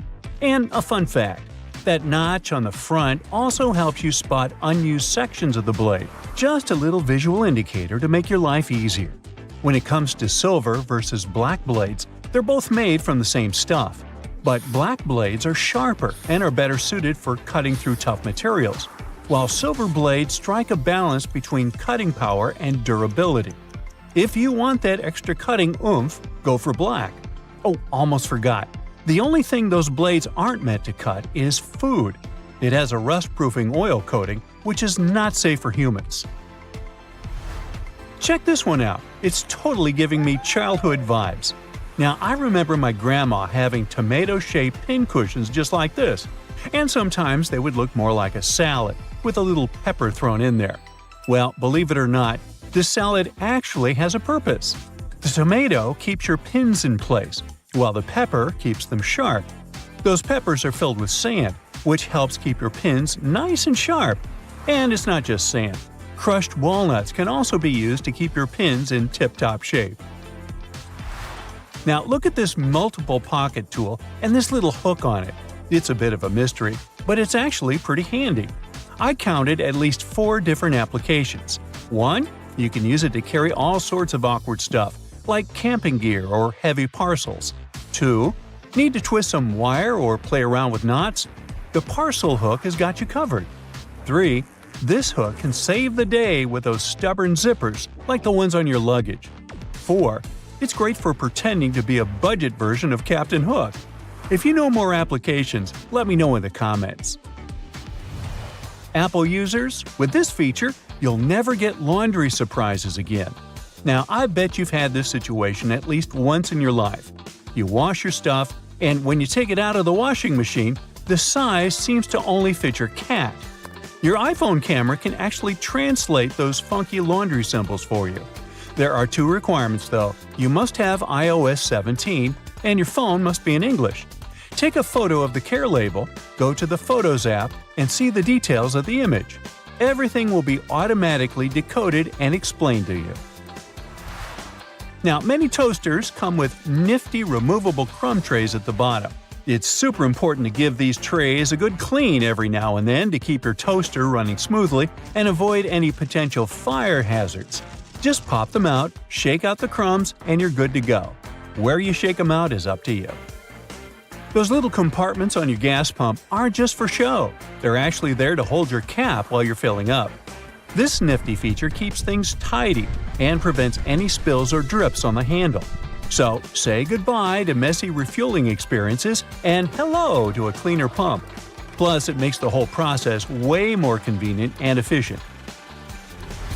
Now, I'll bet your oven gets so greasy and dirty sometimes that you can even hear it oink. Just kidding. I know you're a tidy person. Anyway, if you're looking for a way to bring your kitchen cleaning to a whole new level, here's a tip for you. Most oven doors have handy latches that let you pop the door off for easy cleaning, saving your poor back from the strain. When you're draining noodles or potatoes, there's no need to bother transferring everything to a colander in the sink. Just throw the colander right into the pot, hold it down, and pour the liquid out. It makes life so much easier, especially when you want to save that starchy water for recipes. It's a must for authentic pasta, by the way. So let's say you've snagged this gem at a thrift store a while back for just under $1. It's seen better days, serving as an ashtray, but you decide it's time to give it a new lease on life. Here's the lowdown on how to make it shine again. Mix up a solution of boiling water, baking soda, and table salt in a bowl lined with aluminum foil. Let the piece soak for about 15 minutes and repeat this process 3 times. In between soaks, gently scrub any rough spots with a microfiber cloth. After the final soak, dry the piece off and rub on some toothpaste, baking soda, and peroxide. Buff out any remaining tarnish with a clean, dry microfiber cloth. Rinse it off, and now your piece is practically gleaming like a mirror. These aluminum foil boxes have nifty little tabs on the sides that make it super easy to grab a sheet without any hassle. It's like a fancy little bonus that makes the product a breeze and ensures you'll have a smooth sailing experience every time. Manual can openers often come with a handy built-in feature, also known as a bottle opener. It's like getting 2 tools in one. But did you know that this bottle opener actually has another useful function? It can help you loosen those stubborn, hard-to-open jars. Simply lift the lid slightly at a couple of points with the bottle opener, and then watch it as it effortlessly twists right off. Yeah! Okay, I just found that, apparently, you're supposed to save the first and last slices of a loaf of sliced bread for last. It's like a bread hack or something. Apparently, those end pieces help keep the rest of the bread fresher for longer, and you shouldn't eat them until you've devoured the rest of the loaf. So, next time you're making a sandwich, save those heel slices for the very end. Even bread eating needs a good strategy. Now look at those blue levers on the top rack of your dishwasher. I was curious about them too, and it turns out they're actually water bottle sprayers. They help to ensure that your bottles get a thorough cleaning and rinse during the wash cycle. Many vegetable peelers have those little scoops on top for taking out the eyes from potatoes. And here's a cool tip. You can actually use vegetable peelers in both directions to peel faster, but most people just stick to one direction. When using yellow mustard, make sure to push the lid of the bottle all the way open until you hear a satisfying click. This way the lid will stay securely in place and won't get in the way when you're dispensing the mustard onto your food. It's a simple step that can make your condiment experience hassle-free and enjoyable. So there. You know that little hole at the end of your pot or pan? Well, it's not just for show. You can actually use it as a handy holder for your forks and spoons. Next time you're cooking up a storm in the kitchen, just pop your utensils in that convenient little hole and keep them close at hand. Okay, just a heads up to remember to switch the direction of your ceiling fan for the changing weather, and to give it a good clean too. I've seen that a lot of folks found it helpful before to reverse the fan's direction by flipping a switch for different seasons. So this is just a friendly reminder to go ahead and do it again. pushing hot air down and pulling cold air up. When you're chowing down for some pizza, just tear off the top of the box and use it as a big old plate. You can even rip the box in half and fold it to save some leftovers for later. Well, that's it for today. What, you want to know more cool facts? Sure, but you'll have to subscribe and hit the bell to get more videos. I'm waiting. Go ahead. Now, doctors recommend risking your life at least twice a day. I mean, brushing your teeth at least twice a day. But you see, the seemingly harmless toothpaste that peacefully chills on every American counter poses a life-threatening danger because of one not-so-harmless ingredient, sodium fluoride. Now, don't get me wrong, not every toothpaste out there contains it, but most of them still do. But don't rush to the bathroom to trash your tube. If you swallow a tiny pea-sized glob, it isn't fatal. I'm talking about larger quantities. A toothpaste tube has only 0.15% fluoride. To send you running to the hills, you must consume around 8 tubes one by one, so technically, toothpaste is totally safe. Let's go and look for more dangers at your place, shall we? Personally, I don't have this one, but if you happen to have a CFL light bulb, you gotta be extremely cautious with it. The thing is, many of those bulbs are made with mercury. If such a bulb breaks, you gotta start by turning off your ventilation system. Otherwise, the contamination will only get worse. Make sure everyone has left the room, then open a window to allow for fresh air circulation. Finally, clean the area where the bulb shattered. Be careful to address both wet and dry surfaces and contact specialists. Mercury vapors are definitely the biggest concern when it comes to this element. Take, for instance, a case of 2008, where a 55-year-old guy in Oklahoma tried to extract gold from old electronics using liquid mercury.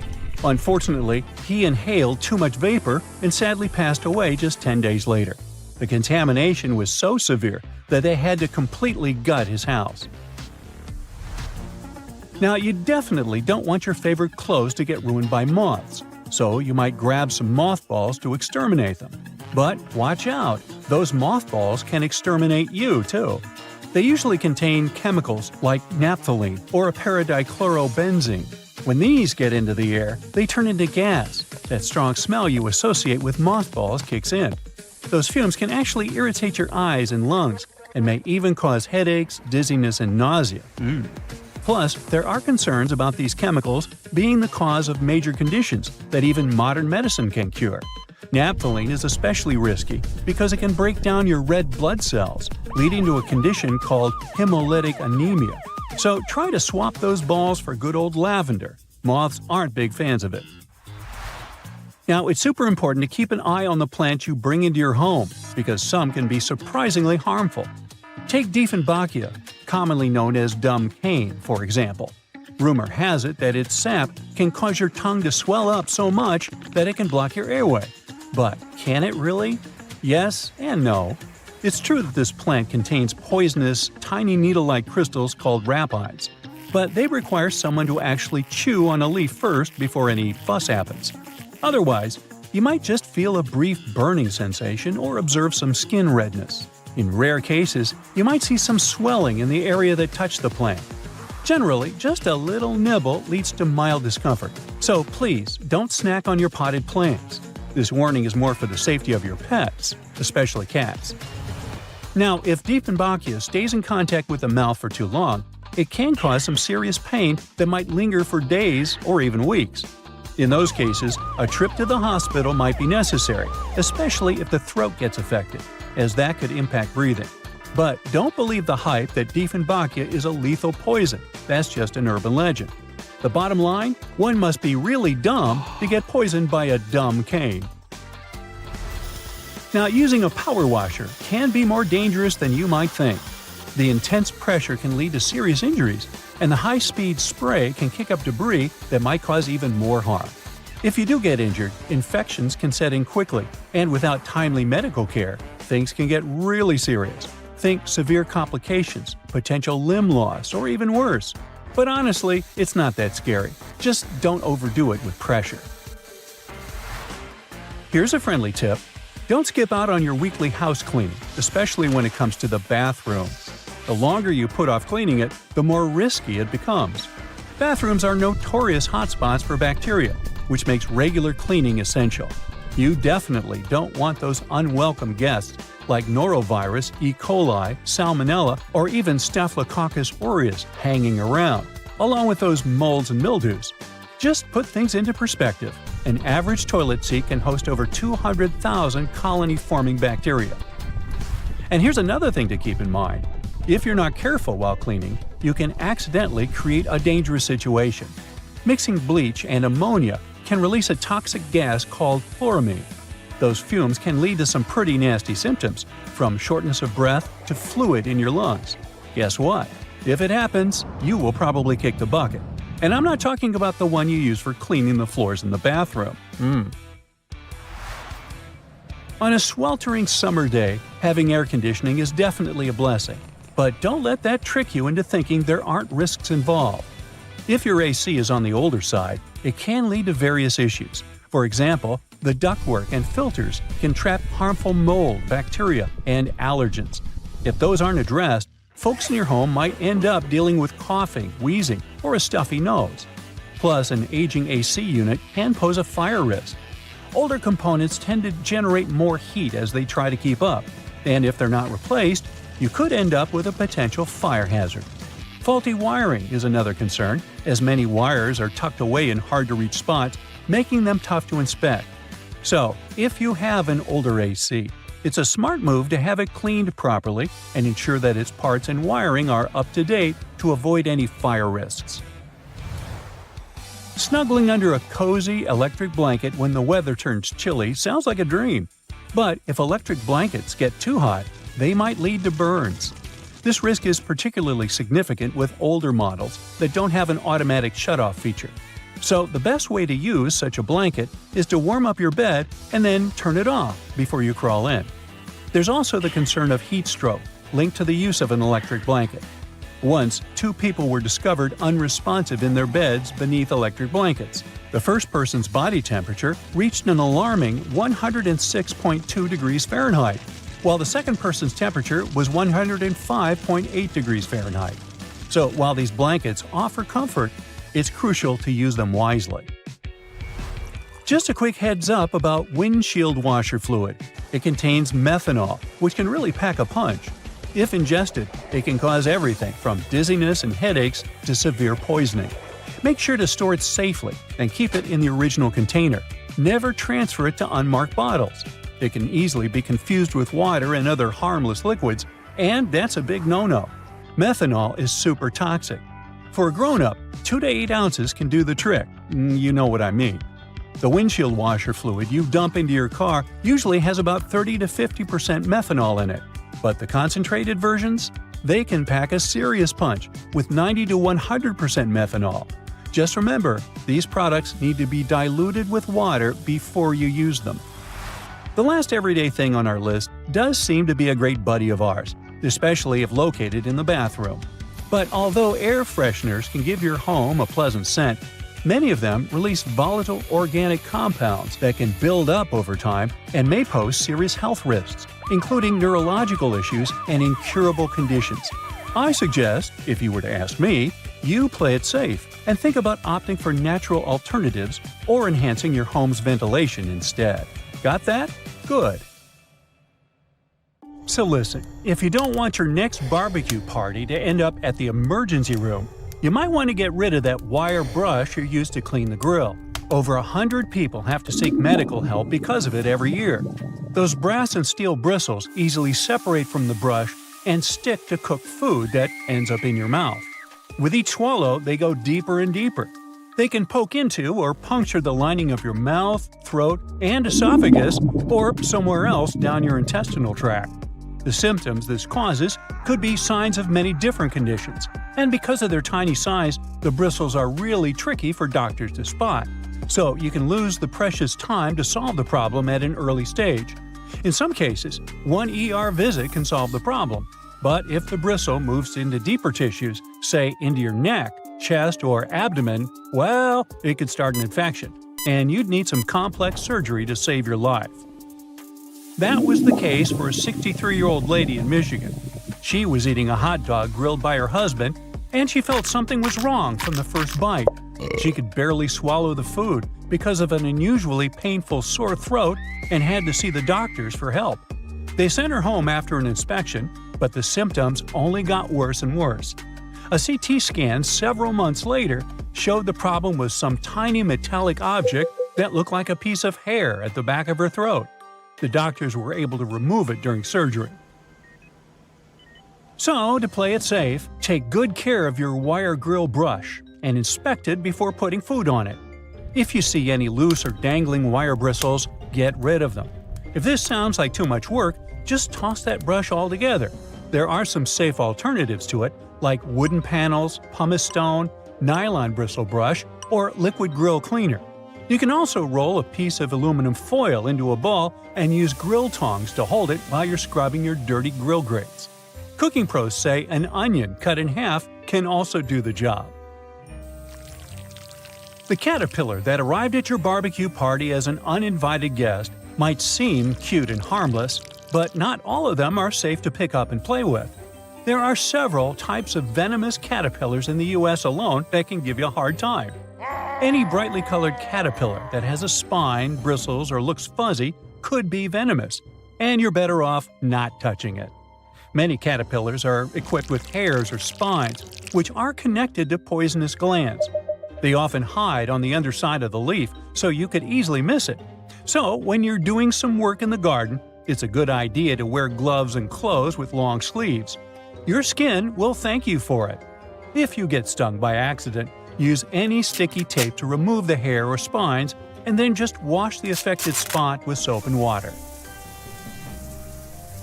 If you plan to go swimming or boating to cool down after the party, remember that algal blooms aren't just a freaky splash of color in the water, but a real problem. They are toxic and can cause a lot of trouble for you and your pets. The symptoms will be less than pleasant, and will involve you spending a great deal of time in the bathroom.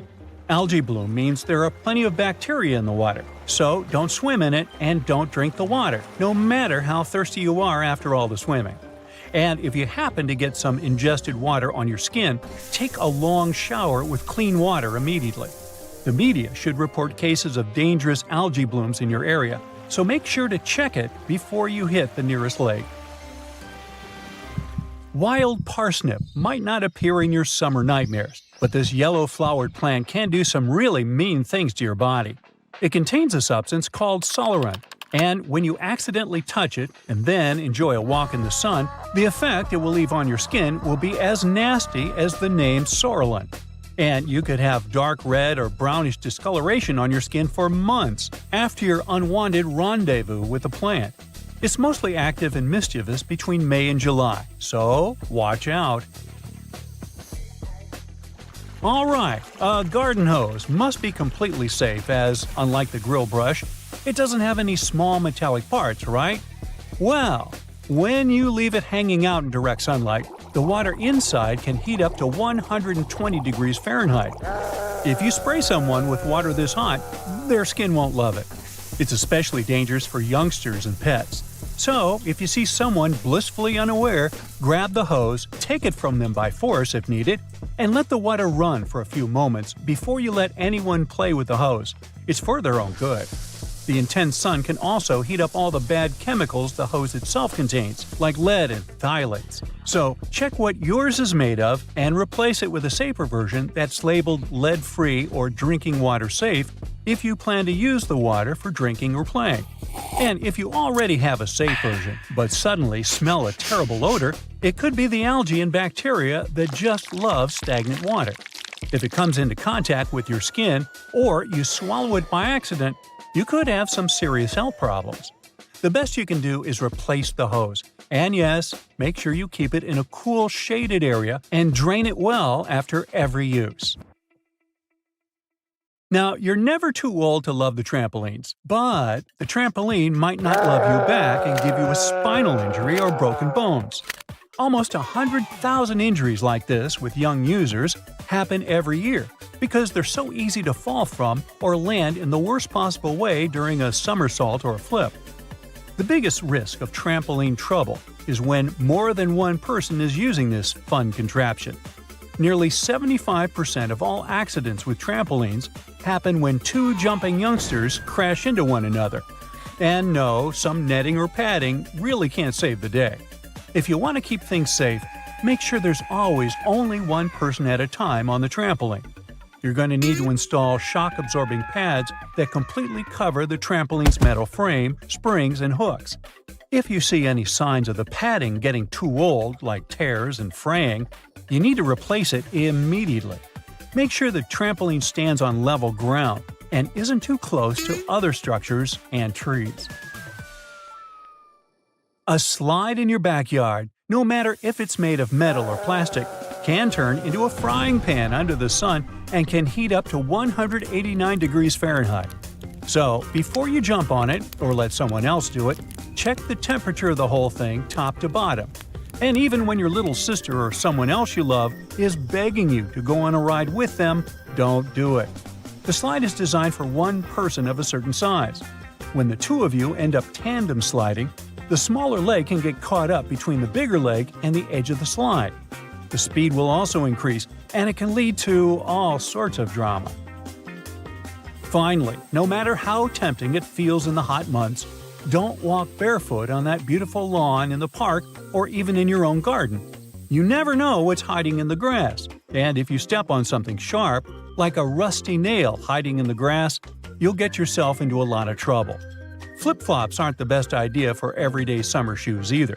They rarely come with arch support and can make you take shorter steps and put more stress on your body. It's just not good for your feet, joints, and muscles. Otherwise, have a great summer!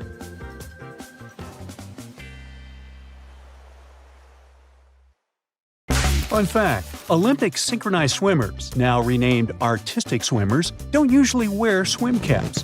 When they compete, they put Knox gelatin in their hair. The result resembles unflavored Jell-O. Athletes mix the gelatin with water and it turns into a gooey mixture. After that, they comb and brush the substance into their hair, pull it into a bun, and put a headpiece over it. When it all dries, it becomes really hard, and swimmers' hair doesn't fall out when they swim. They often add glitter and other decorations to make their hairstyles even more exciting. The blanket octopus is called this way because of the females of the species. They're supersized and rarely seen. They have a long, fleshy cape which encloses their tentacles. Female octopuses are large, up to 6.5 feet in length. Thanks to this cape, they look even larger and much more intimidating to potential predators. But the coolest thing about these creatures is that the male blanket octopus grows to be a mere 1 inch in length, which is smaller than a walnut. This makes the blanket octopus a species with the largest gender size difference in the entire animal kingdom.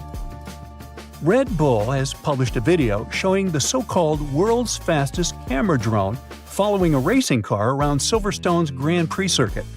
The Dutch drone gods are a company that custom-built the manually piloted drone designed specifically for keeping up with cars moving at speeds of over 186 miles per hour. It took more than a year for Red Bull and the Dutch drone gods to create a drone that could accelerate twice as fast as a Formula One car, reaching this breakneck speed in just 4 seconds. The drone's top speed is almost 220 miles per hour.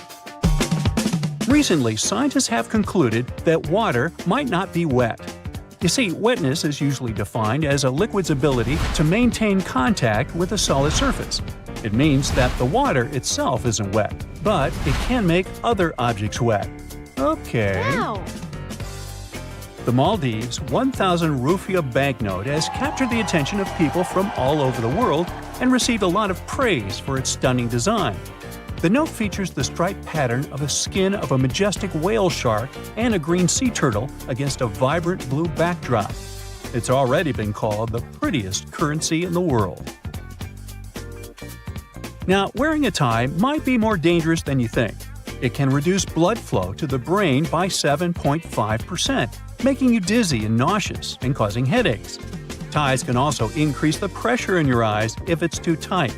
Plus, they're great at transporting germs. Gotta think again whether following that dress code is so necessary.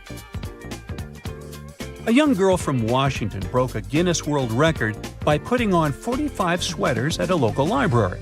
Sophia Hayden pulled on each sweater individually all the way down to her waist before moving on to the next one. It was done to comply with Guinness World Record rules. She also had to make sure that none of those sweaters was ripped, since damaged items didn't count. As a result, she broke the record for the most sweaters worn at once. The previous record was 40 sweaters, and it was set by a French 11-year-old boy in 2022. Later, Sophia's mother admitted that it had been tricky to gather enough sweaters for that attempt. The sweaters were then donated to charity. Now, it was Louis XIV of France who is believed to have brought salt and pepper together, forming the basis for modern cooking. At that time, only rich people could afford to add pepper to their meals, and the king liked his food to be lightly seasoned with just salt and pepper.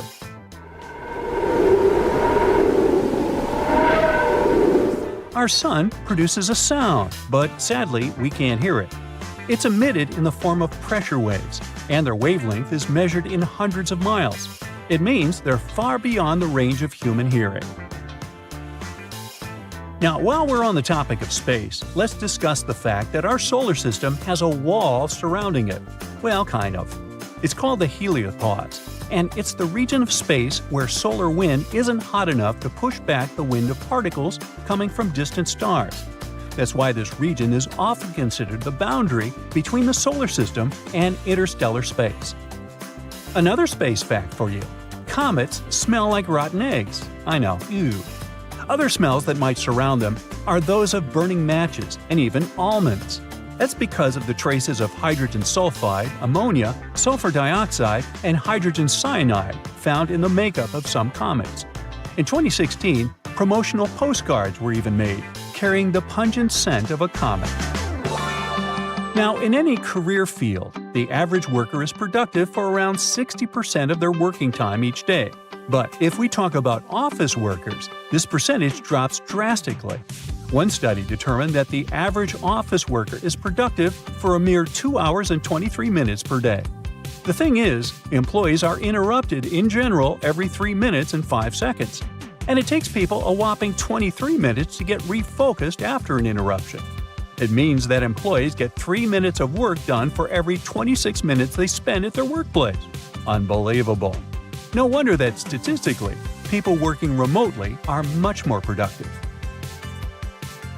Scottish soccer team Inverness Caledonian Thistle Football Club is known for using cameras with AI ball tracking to live stream their matches on YouTube.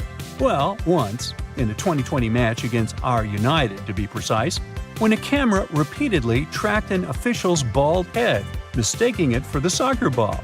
Uh-oh, what a blunder. Now, speaking of sports, football teams wearing red kits reportedly play better. Accordingly, the color of your attire affects not only how you're perceived by others, but also how you feel. A review of football matches in the past 55 years has shown that teams wearing red consistently play better in home matches than teams dressed in any other color. One more awesome story connected to sports. In order to draw some of the most wanted criminals out of hiding, the U.S. Marshal Service once came up with an offer crooks couldn't resist. They invited them to the Super Bowl. In December 1985, more than 100 people came to the Washington Convention Center after receiving a letter informing them that they had won tickets to the largest sporting event in the country. According to the invites, they had been selected randomly from a clearinghouse list of D.C. residents and were supposed to receive 2 tickets to the Redskins vs. Bengals game that day. But to get in, they had to come to a pre-game party to collect their tickets. And guess what? The plan worked like a charm. Over 100 criminals were arrested, which made Operation Flagship one of the most successful in U.S. police history. Now moving on. Your brain is eating itself non-stop. Wait, don't panic yet. It's a totally normal process known as phagocytosis. During this process, cells envelop and consume smaller cells or molecules to remove them from the system. Luckily, phagocytosis isn't harmful. It actually helps preserve your gray matter, keeping it in top shape. Boy, I could use more of that. Giraffes are 30 times more likely to get hit by lightning than people. Between 1996 and 2010, there were just 5 documented lightning strikes on giraffes that ended tragically. But if we consider the fact that the population of the species was just 140,000 at that time, it makes for around 0.003 lightning casualties per 1,000 giraffes each year. This is 30 times more than the number of tragic accidents involving lightning strikes that happen to people. Animals experience time differently from us humans. To smaller animals, the world around them moves more slowly. For instance, salamanders and lizards experience time not as fast as, let's say, dogs and cats. All because of the perception of time, which depends on how quickly the brain can process incoming information. And finally, snails do have teeth, between 1,000 and 12,000 to be precise.